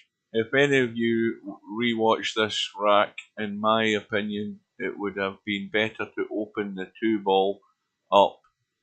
Would that be a suitable shot? I don't remember what rack he's talking about. Presumably the last one. That may be, but I don't remember the situation. No. We're too old to remember that far back. Well, this is a test of the control here. Believe me, it is, because this is bolt straight. This 6-ball. Yeah, I mean, and he should be able to handle this. That was well played. Brushed past it. Yeah. It is vital he gets this out, because then it's really going to bite him. It's going to start annoying him. And I'd probably play to shoot the 9 in the corner here myself, but he may play for the side. Yeah, he's going to play for the corner. The last rack. I wouldn't draw this much. I would just kind of stun. Oh, he's doing the VP4 bailout. No, he isn't. No, he isn't. I thought he was doing the old heave-ho there. Yeah, there's no reason there to do that. Well, this is one of these ones. It's one of these. That's got to make Hairpig feel a little bit more comfortable, because, you know, I mean, vital that you get I know that. it looked easy, but, you know, this kind of situation, maybe it's not going to feel easy. He's just keeping Larry at arm's length. And now he's on his break. Hairpig's going to try breaking from, this is where he was started originally, was a little bit inside the first diamond. Oh, something on the side. I thought it was a 6-ball, but it's not. Yeah, he's got a ball in. He got the cue ball to come back. The 2-ball went in. You know, ideally you don't want to come back this far, just because the 1 ball's not always going to end up right on end rail. This is I think the only saving grace here is that there's all those balls up the top right-hand side blocking the pocket, so he's going to send the one over that side, I think. I don't think he's got any option. You can play safe on the 3. I mean, that'll do it. He's going to go that way, and that's pretty good, other than the fact that you're leaving a guy a kick at the 1. I mean, this is, you know, a reasonable chance of making that 1 ball.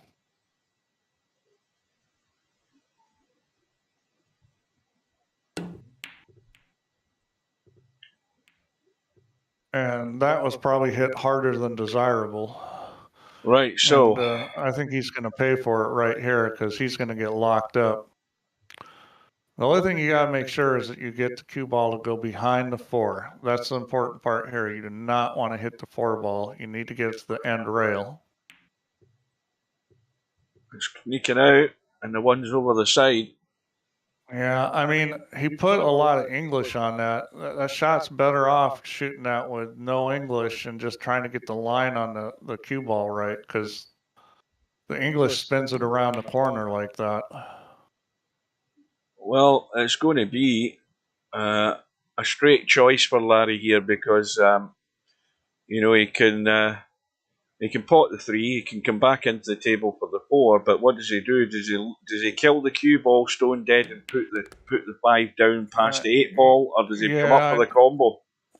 I think you want to go down table with a 5-ball. There's no reason to try to get on the combo here. I mean, if it was simple to do it, maybe, but especially where he is, this is the right play. Because this is not hard to run out. Check No, the I'd always 6 hit ball. this with a little bit of right English, and that's what he's doing. He's got a touch of right English on it. This is a real natural shot just to let the cue ball run. And you don't have to hit this hard. 7 ball, not a problem. And this is just a little floater with left English. Just sort of pinch that 6 ball. I'd put more left on than Larry is, though. See, I would have put more left on that, and because I you know it's going to pinch and throw.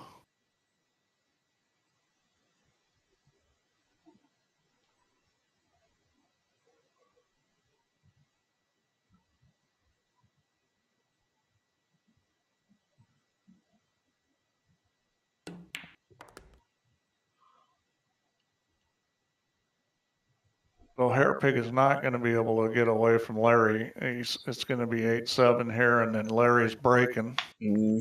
Yeah, could get interesting.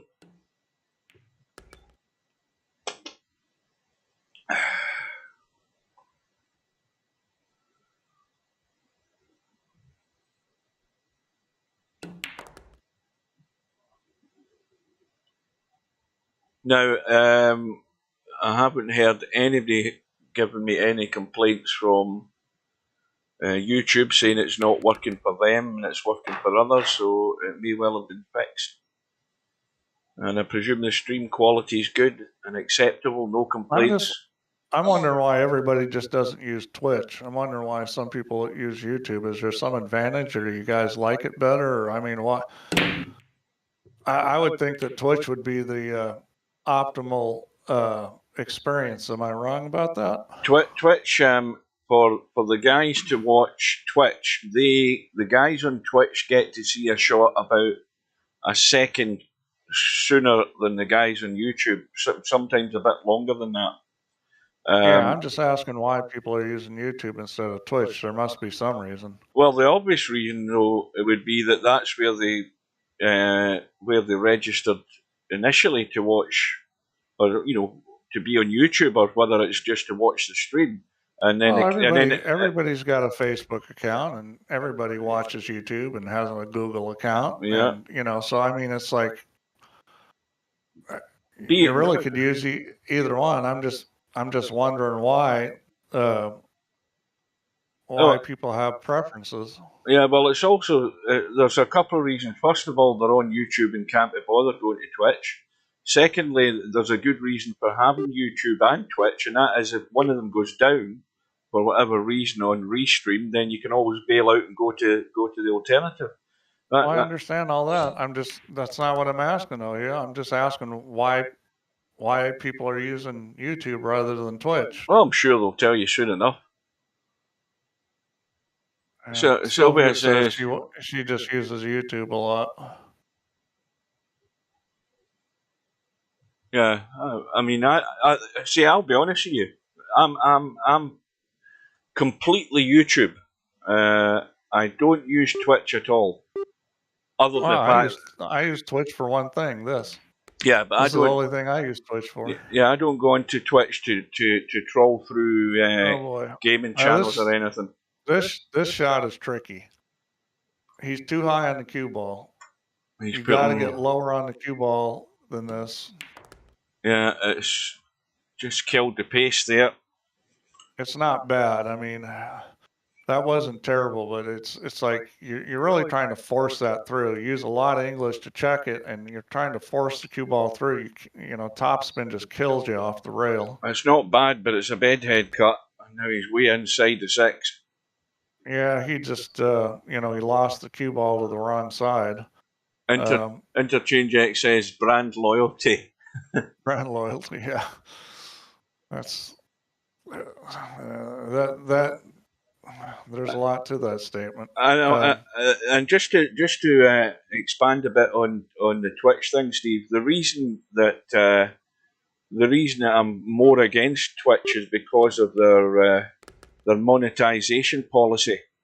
They make it dead easy for numpties like me who've got no viewers, compared to some of these guys doing all the fancy gaming stuff with all the big rigs and everything and equipment they've got and having 5 and 10,000 people watching them. For somebody like me, they make it simple to me to get to the monetization thing. But the problem is that they want to have their say and have exclusivity. So then I can't. I could. It prevented me from actually live streaming on YouTube at the same time. So I thought, to hell with that. Kicked him out the door. He's making. Yeah, okay. He was going to go down. He needs to go forward with this. He made a big mistake on that 7. His Q-tip position needed to be higher. I was looking at him from right behind him, watching how he's shooting, and I'm thinking this isn't high enough. And sure enough, he left the angle he didn't want. But he made the right decision there by going forward. Back would have been a disaster because it was going to hit the 10 ball no matter what. Back, a good chance of scratching. So he's working it out.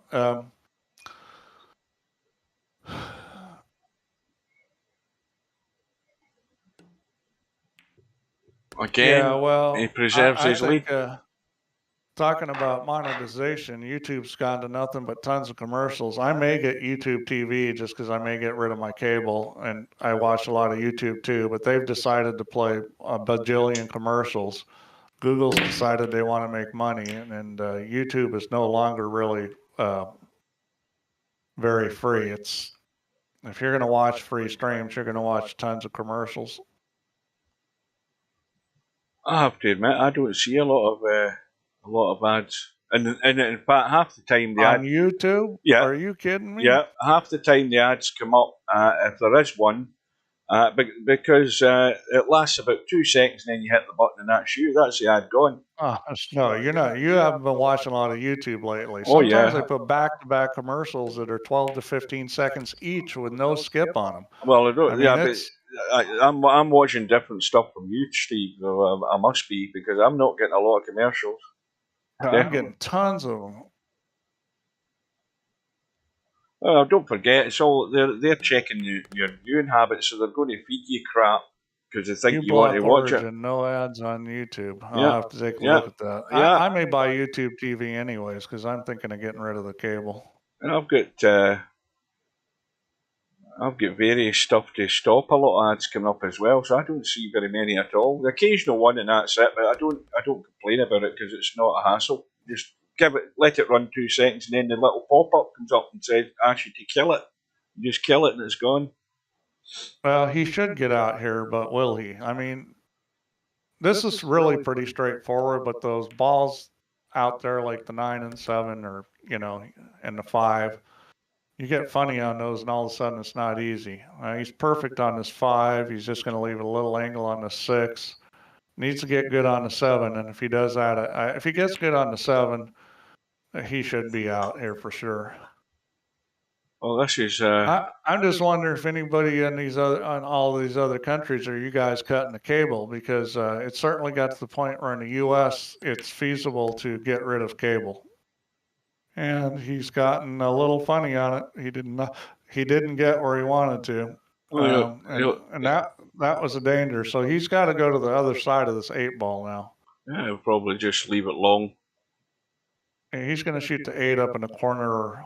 I think that's going to be the plan: to slide over. Yep. Yeah, because I mean, in the U.S., it's certainly gotten to the point where if you have, a good connection, you can get rid of. YouTube is streaming all the broadcasts and most of the cable stations, and Hulu is doing it, and Sling TV. There's 3 companies that are doing pretty good coverage now.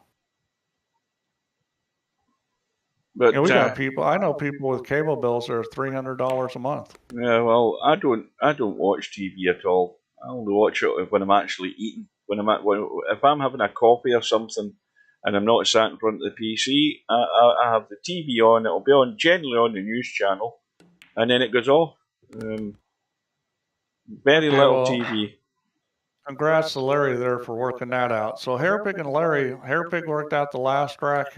Larry worked out this one. These guys are actually, playing pretty good down the stretch here. Yeah. So who's going to get some cracks in the armor is the question. Well, once one of them breaks the double figures, then it starts to get squeaky bum time, as we say. Well, we got a dry break again. Now, what's that 9 and 10 ball doing?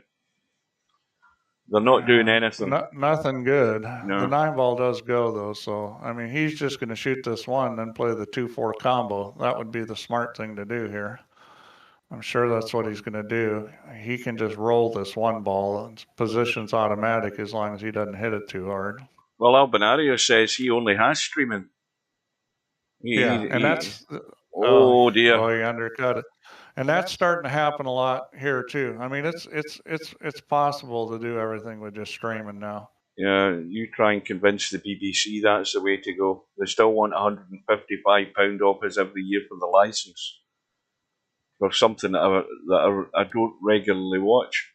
Well, I mean, the content providers are still going to get paid for their content. It's just going to be in a different way. Mm-hmm. And the cable company, they're still going to make money because they're going to be ISP. The problem is they're going to have trouble making a lot of extra money because,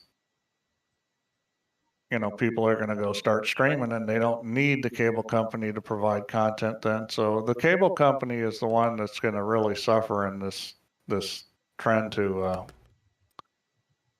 start streaming everything. Yeah, the thing is that Netflix and companies like them, a lot of them have been taking a big hit on subscribers recently.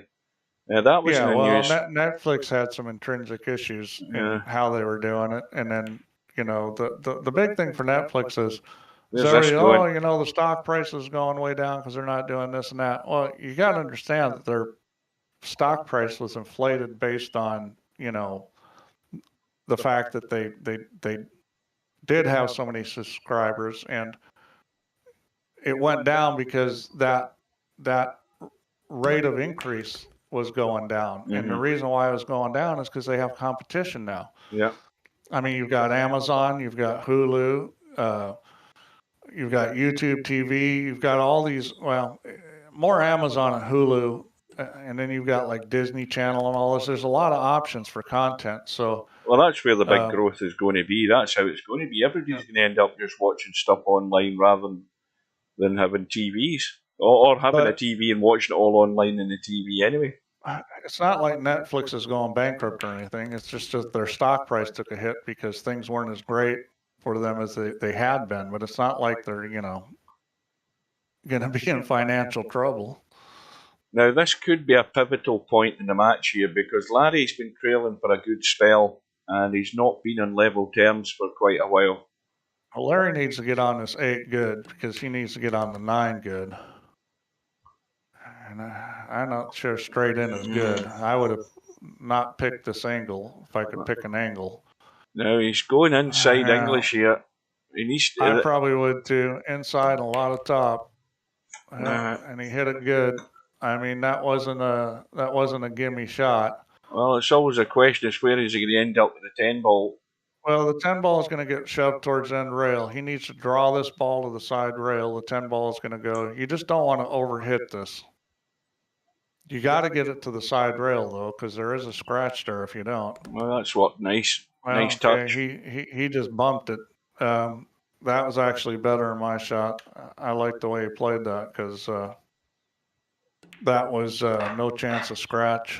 Now suddenly there's a wee bit of pressure on Hairpig and we've got a stack of dry breaks. Now what's he doing to change this? Is he staying there where the cue balls appear? No, he's going narrow again. Yeah, he's moving in more. Well, he's done a pretty good job of getting the cue ball to come back up here. Maybe too fast. 5 ball goes. Cue ball's ducking away behind the 8, I think. Or is it squeaking through? It's through. I think he lost the cue ball, but I think he got lucky. Well, I don't know. I don't think he can make that one ball. No, now that I look at it, it's pretty tight. I think he's got to run for cover here. And well, this is no easy safety. I'd push out here. I mean, I'm pushing out if this is me. Because look at that again. I think you can push out to something better than what he's looking at. I And think that's one of the things about push out. Sometimes when you get like a situation like this where it's really crappy, push out to something that's better. It still may be crappy, but push out to better crappy than what you got. Now, what's He's calling this. I don't know how he's going to make this. Maybe he's going to try to jump it. I just don't think it goes unless you jump it. Yeah, he's going to try to jump it. I think this is a reasonable shot. He only has to get over the edge of the 8-ball. Well played. Let's watch a replay of that last shot. Apart from where that was where he's ended up. He almost scratched, and then he almost got titty hooked, and well, he doesn't have a whole lot here. And he's got another shot where playing safe's kind of tricky. I think what he can do is roll the 2-ball into the 8 and roll the cue up on the 9-ball. He's not looking at it. But He's shooting this. It does go, but it's pretty tight. Oh, I think he can't play the shot that you were thinking of, but the 2 does go. And he made it. And he's a little dicey on this 3-ball too. I think it does go. Oh, it's very, very dicey. He's going to hit this with inside and go around the table, which I think is smart because, he's not going to go around the table. And he's on the 4. Well, actually, I like the way he played that because that was more guaranteed than going around the table. Well, he's handling the pressure fairly well so far. I think it's also more guaranteed about making a 3 because the ball's going to throw more when you hit it that easy. Well, Hairpig's holding up pretty good. Sylvia says Hairpig's about to panic. I don't know. He's held up pretty good this match. He's played way better than I've seen him play in the past. So I mean, I don't know what he considers good, but I from my point of view, this is good for Hairpig. I think he's played a pretty good match so far. Yeah, I mean, this is perfect. Stop. You can't. Yeah. This is when you're under pressure. These are the shots you want. Stop shot, roll it forward. It's hard to screw these up. Yeah, he got a little funny. Yeah, he's just gonna go forward with English.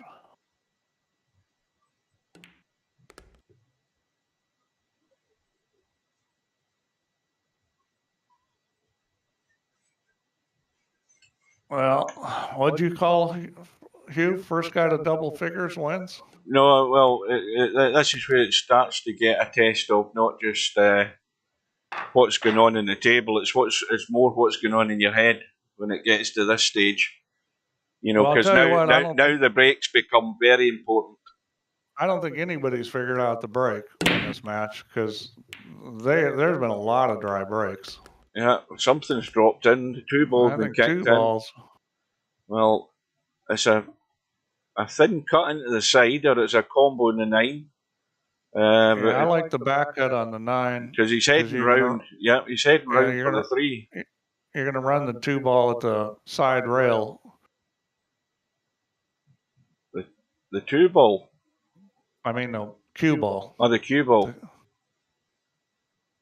Yeah, you run the cue ball at the side rail just like that. Miss the 10.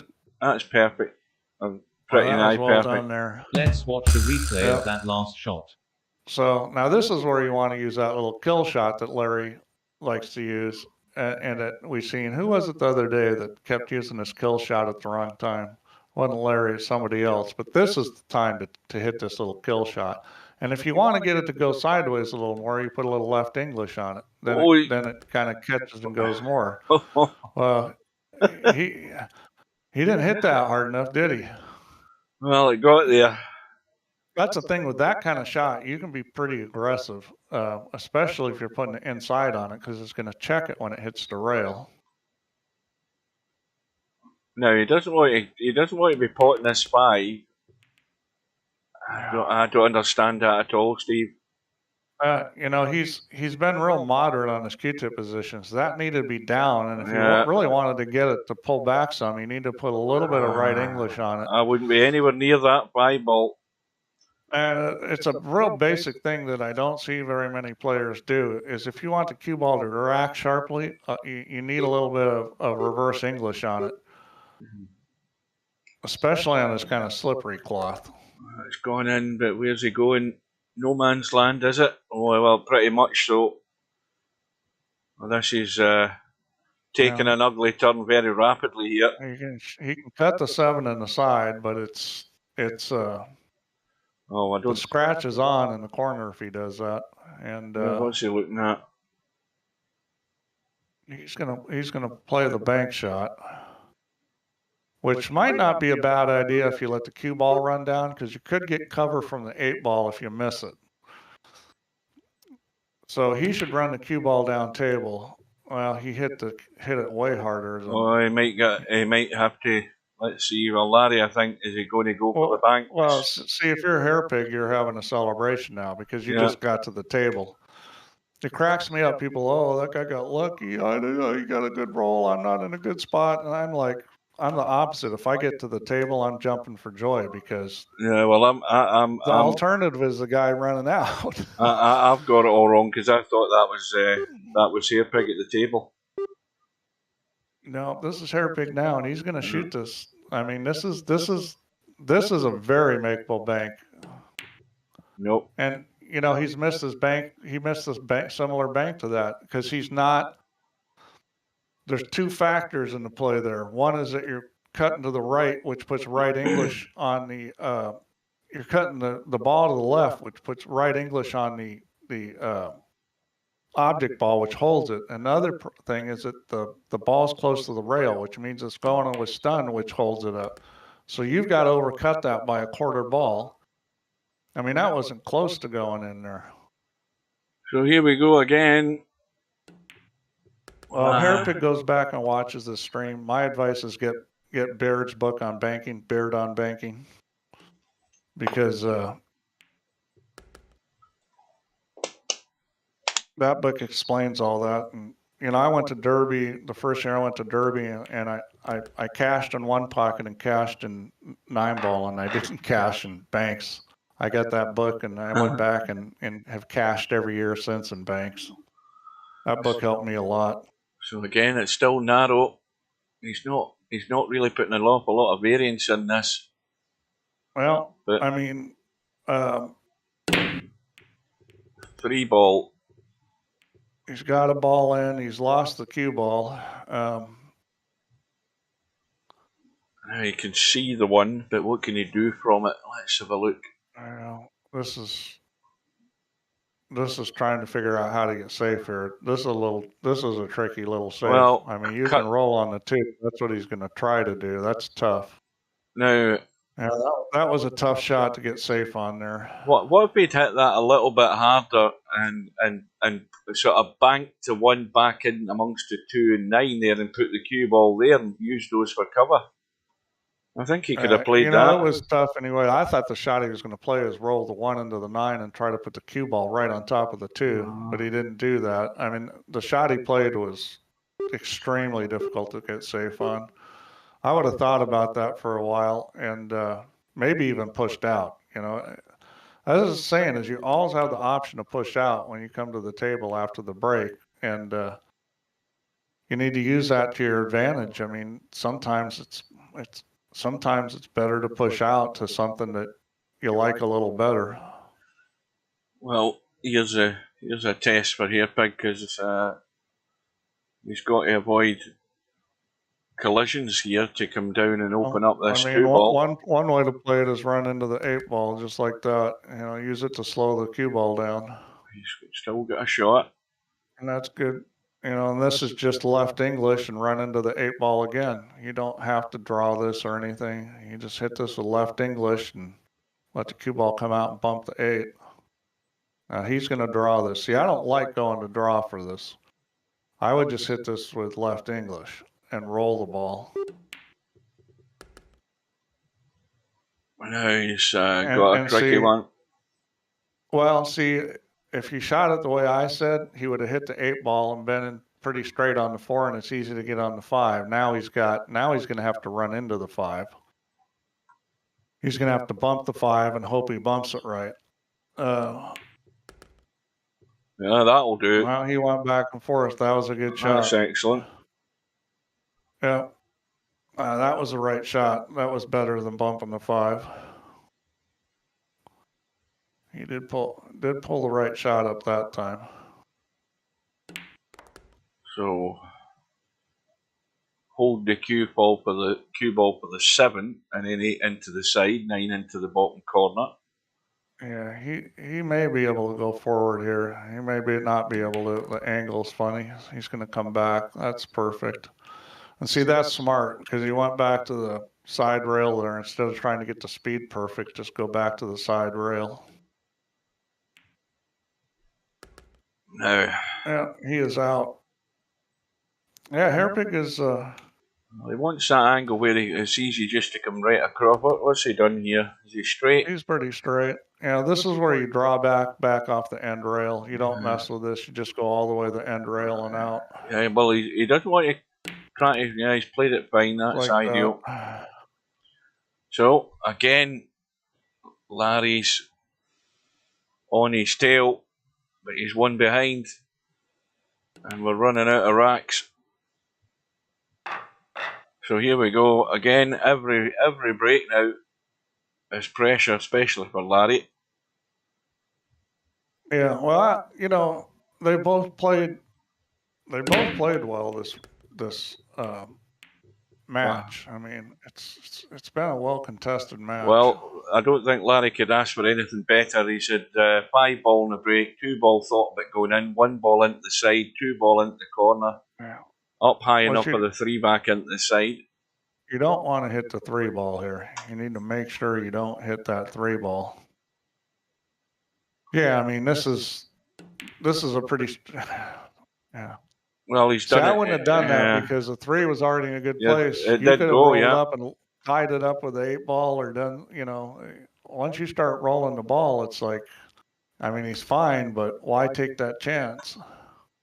Yep, he could have easily got onto the 3. He decided to try and improve something that didn't really need improving, and that's always the risk when you start moving a ball. It could end up rolling onto something. Oh, he's just going to come back for the 6 into the side, but he needs to come back far enough. Yeah, he needs to come back all the way to the head string. Yeah, if anything, overhit it, because that, again, he's left it short. Well, now he's just going to have to leave himself a cut on the 7. Yeah, he's doing his best to mess this up, Larry. I mean, he knows fine well he should have been lower in that 6 ball. He's still okay. I mean, this isn't a terrible shot to have, but I mean, you don't expect to miss this kind of shot. Not really, but you never know. Well, I mean, the further away you are from the ball, the less room for error you've got. No, I'd like to have been higher on it, but I think the angle's good from here as well. He can stun down up the rail. Yeah, just stun it up and spin. A wee bit of spin will get you there.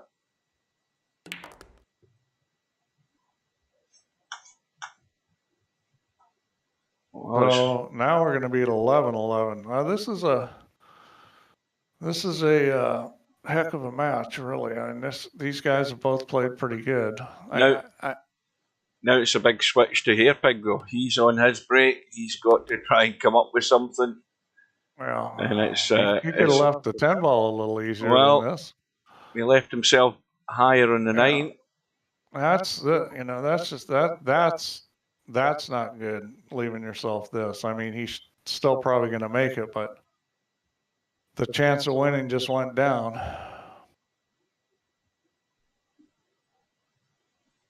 How's your nerve, Larry?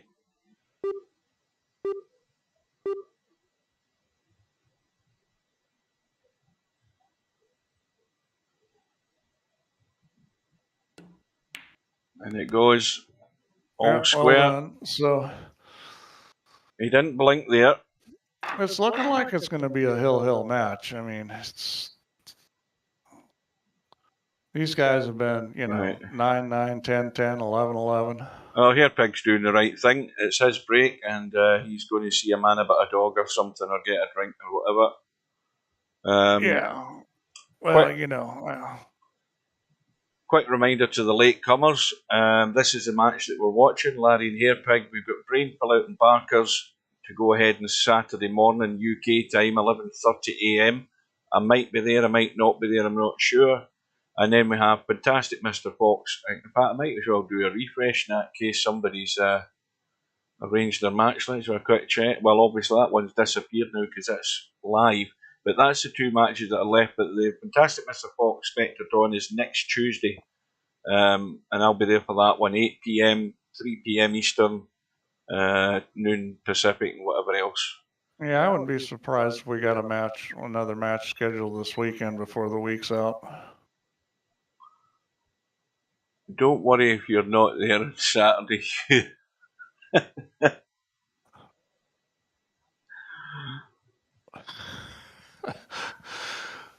Funny guy. All right, well, here we go with another break. You see somebody can get a ball down. He does, and he's going to come up with a shot on the one. Well, this is a wee bit tricky. Is he going to do something to this avoid isn't too bad. the 10 ball? You just kill the cue ball with left English or right English and come across and shoot the 2 ball up table in the corner. I wouldn't mess with trying to get between those balls. I would just make sure I get the shot on the 2. Well, he's not got. He has avoided. Well, he has hit the 10, but he's landed okay. Well, he didn't put he didn't put the English on it. Didn't do anything. No. I'm not sure why he didn't hold it. He's going to have to draw this ball. This is going to be draw with right hand English. He's trying to go forward. I don't like this as much. Yeah, draw with the English punches it over to the right. I think he can get away with this, though. I think he's just going to glance the 9 ball. Well, he didn't even hit it. No, he's on the 5. He's on the 4. Sorry, no problem. This is just full blast right English. Make sure you hold the ball. Yeah, clean as a whistle. Although he might be a bit straight now, but he's off the rail enough. Yeah, you can go forward and around here. You just need to control the speed. He probably wants to shoot the 5 in the side. You know, if you come up a little short, he's going to go back, which isn't a bad choice. I mean, this is, you know, it's probably less speed sensitive than going forward.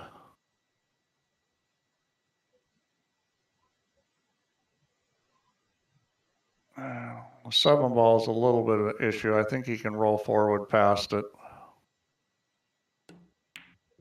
Yep. Yeah, he still caught a little piece of it, but he's fine. And now he's in a spot where he can draw back. He looks like he's going to run out here. Yeah. On the hill, or he should be. I wish you get a new picture, though. I'm tired of looking at Corey. That's the only big criticism I have of Hairpig in this match is I have to look at Corey for 2 hours. Are you still there, Cobra? This is Cobra may well have gone to bed at this time. Don't know whether he's still alive. Good evening to Spectre. Well, Hairpig's first on the hill, which is a huge, huge advantage. Yep, Cobra's still here. Not that Larry can't win from here, but that's a big advantage being first up on the hill. I'm going to grass and Steve. Steve's still slagging off your picture, Cobra. Oh yeah, well I'm bagging on Hairpig's picture too. I'm bagging on Cobra's and Hairpig's. Well, Larry's got a ball, he's got a shot, and big pressure because they're all there. But the problem is he going to have to is he going to take a risk off something to get a bump, or does he think he can squeeze that 8 past the 10, the 9? He needed to hit that with speed and come back off the end rail and back down the side rail. He's lucky to hook himself on the 4 there. He might take a risk off the 4 and try and get a bump here if he gets good on it, and still have a shot in the 5. That's probably what he might try here. This is either going to work or it's going to be a disaster if he does it. Yeah, this is fairly safe. You just got to make sure you stay on the 4-ball side of the 10. You don't want to get behind the 10 because that can cause you grief. No. He's not even going to hit it. Well, so, then the question is can he get behind it and shoot it up, or is he going to play the combination? I mean, the combo is going to be a lot easier to get to than getting behind that 8-ball. I mean, everything's going to hinge on this 7 to the 8. Well, I hope Larry doesn't live to regret the fact that he didn't play the bump. He's obviously got he's backing himself to get the job done here, and this is. I thought he'd play the bump. I mean, it was fairly safe as long as you didn't get on the wrong side of that 10. It was hard to go wrong. Well, this is too straight in, I think. Oh. We'll see. Let's see what kind of angles he got here. 7 is on the rail. This is tricky. I think he's going to play for the combo. I'm not saying you can't get an 8-10, but it's tough. He's playing the billiard. He's got to play the billiard now, I think. Yeah, I don't see any easy safeties there, so yeah, he doesn't. He could play the combo still. He doesn't have to play the billiard. No, he's lining up the combo. Or is he potting the 8? I mean, that 8 is so tight. I don't know. He could be. It does go. It does go. I mean, he could. The good thing is if you miss the 8-ball, you might get safe. He's trying to squeeze it past, but at that pace, never. Not at that speed, you're not getting safe. Well, here we go. It's all there for you here, Pig. Yeah, this is simple. Well, just go back and forth here. Leave yourself a lot of cut angle. He looks like he's going up table. I'm going to hark back to that shot on the 4-ball. If you are going to go up table, I mean, I'd be playing to go to the end rail, take out any scratches, and that's what he's doing. He's fine. Yeah, that's perfect. I mean, that's if you're going to go up table, that's where you want to go, is right there, because it's hard to scratch getting on those lines. Well, hindsight is a great thing. I've said it before, but Larry made a big boo-boo there. He should have took the break out. He tried to get it done by precision, and it's cost him the match.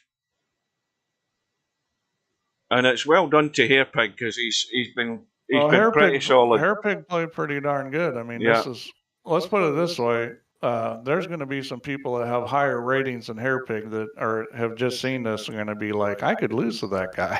Yeah. I mean, he opened some eyes up, I think. Yeah, very good result. Because that's the best I've seen him play. So, let's just see where that puts Hairpig on the one-loss side. Well, Larry's going to be kicking himself. That 4-bar. It's going to be interesting to look at the match stats because... yeah, where the hell is this in the bracket? Hairpig played pretty darn good there. Oh, I can't find it. Oh, there he is.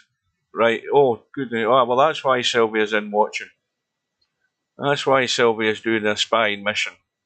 Because Hairpig plays Sylvia next round. Good playing, Hairpig. That's going to be interesting. Well done. You're looking like a contender. Now, let's have a look at the match stats for that then, because I don't think it will be that exciting as far as balls in the break goes. No. But it was a well played match by both players, and certainly the best I've ever seen Hairpig play. Now, where's Larry? Where is he? There he is. And Hairpig. Put Hairpig in, drop a letter, and it comes up. See, I'm not only a tactical genius, but I'm working out Steve's software genius as well when it comes to searching for folk. Right, so break stats, 12 each, and average balls made, 0.6 for each of them. Boy, that's terrible. Neither one of them broke very well. Well, I think we got the general idea of that. Watch the match. Runouts from the break. Hairpig had 2. Larry had 1. I was worried about it being too easy to make calls on the break. I guess that's not the case. Yeah, you can forget that idea. Yep. Moneyball shot 100% both guys. You know, so they were clean there. Rack's high run 1. Rack's run for Hairpig 4. So what we'll do is we will look at the tour. What am I doing? What am I doing? Go back. Look at the common stats too. Don't go away. Oh, I wanted to see just like ball potting percentages and stuff like that. hang on, we'll get there. Where is Larry again? There he is. I'll do the tournament one in a minute. Here, Pig. Drop a letter. And go. Common stats was what? Now that's what one are we looking at? What one do we want to look at? That's what we want. These, like All right. the shot percentage. Hairpig's was per low. turn. His was lowest. Per turn, Larry was better. Lower. Well, I mean, that includes safety shots too. So, I mean, per turn, shots made per turn. So, I think Hairpig probably ended up playing safe more, which is why the stats look like that. And I think, effectively. Right. So let's. So Hairpig had 4 runouts. Well, Hairpig, you didn't dog a lot of balls. You may have missed some, but the racks you were supposed to run out on, you got out on most of those, and that's what was important. Well, I've seen him in different tournaments, different events like these. That's the best I've seen him play. The most consistent he's played. Best I've seen him play. And right. Larry, I don't think it's the best I've seen Larry play, but Larry certainly didn't play poorly. I mean, he played decent that match. Right, so Hairpig's now on 5 for Rack's run. Machine obviously still to play, but he's way out in front of 16. Tommy 11, Albinario 11, Stubb 10, Bedhead, Spectre Dawn and 8, Slim and 7, Barker's 5. Barker's can change that in his match at the weekend, or it is the weekend. What else are we going to look at? I just looked in the lobby. Stubb's still muted. I don't think this is worth taking a lot into this at the moment. Average balls made, because that's a wee bit false for those guys. Bill's, of course, still to play because he's in 1. Sharky 9 won't be playing anymore. Slim's the top, basically, I think. We can discount. Is Vertical Liquid still in the tournament? I can't remember. Anyway, Slim's just under 1 ball in the break, as is Tommy, and we'd expect those to go up. Little Wolf, I don't think. Maybe they won't after seeing this last match. They won't. I don't think there's a lot of confidence. I mean, the balls break great. Did you break great? Oh, they broke great all night. Did you pot any balls? No. Well, I only saw one rack that didn't come apart great, and it wasn't a total slug. I think the best rack was one of Hairpig's breaks. The best rack, there was one rack that had 2 balls in the break, and that's all I can remember. The rest, practically none. It was pretty rough, but I mean, that's if I had to pick, a way to break, I'd rather see the balls break good and not make so many than making 4 or 5 balls on the break. So runouts from the tournament, we've got Tommy on 9, tied with Albinario. Machine on 7, Stubb on 5, Spectre Dawn on 5, Slim on 4, Bedhead on 4, Cheeky Chico 3, and then there's a stack of 3s there. Some are in the tournament, some are out the tournament, so they won't change for those guys. But the top, I think the top 7 or 8 are still in the tournament, so they can all affect their stats. Money balls made. No, break money balls made. Forget that. What am I looking at? No, that's not the one I want to look at. What's the one I want to look at? I think it's that one. Rack's high run. It's still 3. Stubb, Mark Sharp on 3. Cheeky Chico 2. Barker's 2. And again, all of these guys at the top here are all, I think, still in the tournament. I might be wrong. But they can all still add to their stats. Moneyball shot, well, I think there's a fair few 100% still there. Interchange X on 100%, 30 and 30. Slim, 39, 39. Spud Boy's up there, but then again, he's only had 3 and 3, and I don't think he's still in the tournament, is he? And Albinario, Albinario 47 and 47. So I think Albinario's got the highest amount of money balls shot. It looks like, no tell a lie, Shibo's down there on 52 because he's played more matches and he's missed 3. He's on 94. So I think the stats still have a good. There's still time for some of those percentages to go up a bit in the racks, or the racks run percentage or whatever it is. Maybe not, or the average balls, that's the one I was thinking about. The average balls might go up slightly, but I think you have to blink and squint to actually notice a noticeable difference. We'll see if Bill goes up and stays over 1. That's probably a good target. I think there's 2 guys on 1, so we'll see if they can actually improve on that. Did you see Stubb in the lobby? Yeah, Stubb's not muted. That's what he's just typed. Right. Yeah, well, look at what just happened to him. All right. Because his shift key is stuck. Well, again, I don't know whether that'll sink in or not, but anyway. What do you, another 30 minutes, sister? You're getting generous. Right, so he gets the message, but, it's difficult with him. Well, again, just a quick reminder. We have the matches at the weekend, and we also have week number 4 of the 9-ball league on Saturday night. So we've got those matches to look forward, but we've also got to keep a lookout for Z Karaoke. So if anybody sees Z Karaoke, let people know, just so that we know that he's still around, because I haven't seen him for a week almost. Yeah, I mean, I'm going to have to put another captain in here pretty quick. Maybe tomorrow if we don't hear from him. Yeah. Right, so we'll call it a day then, unless you have anything else to say, Steve, other than good night. I don't.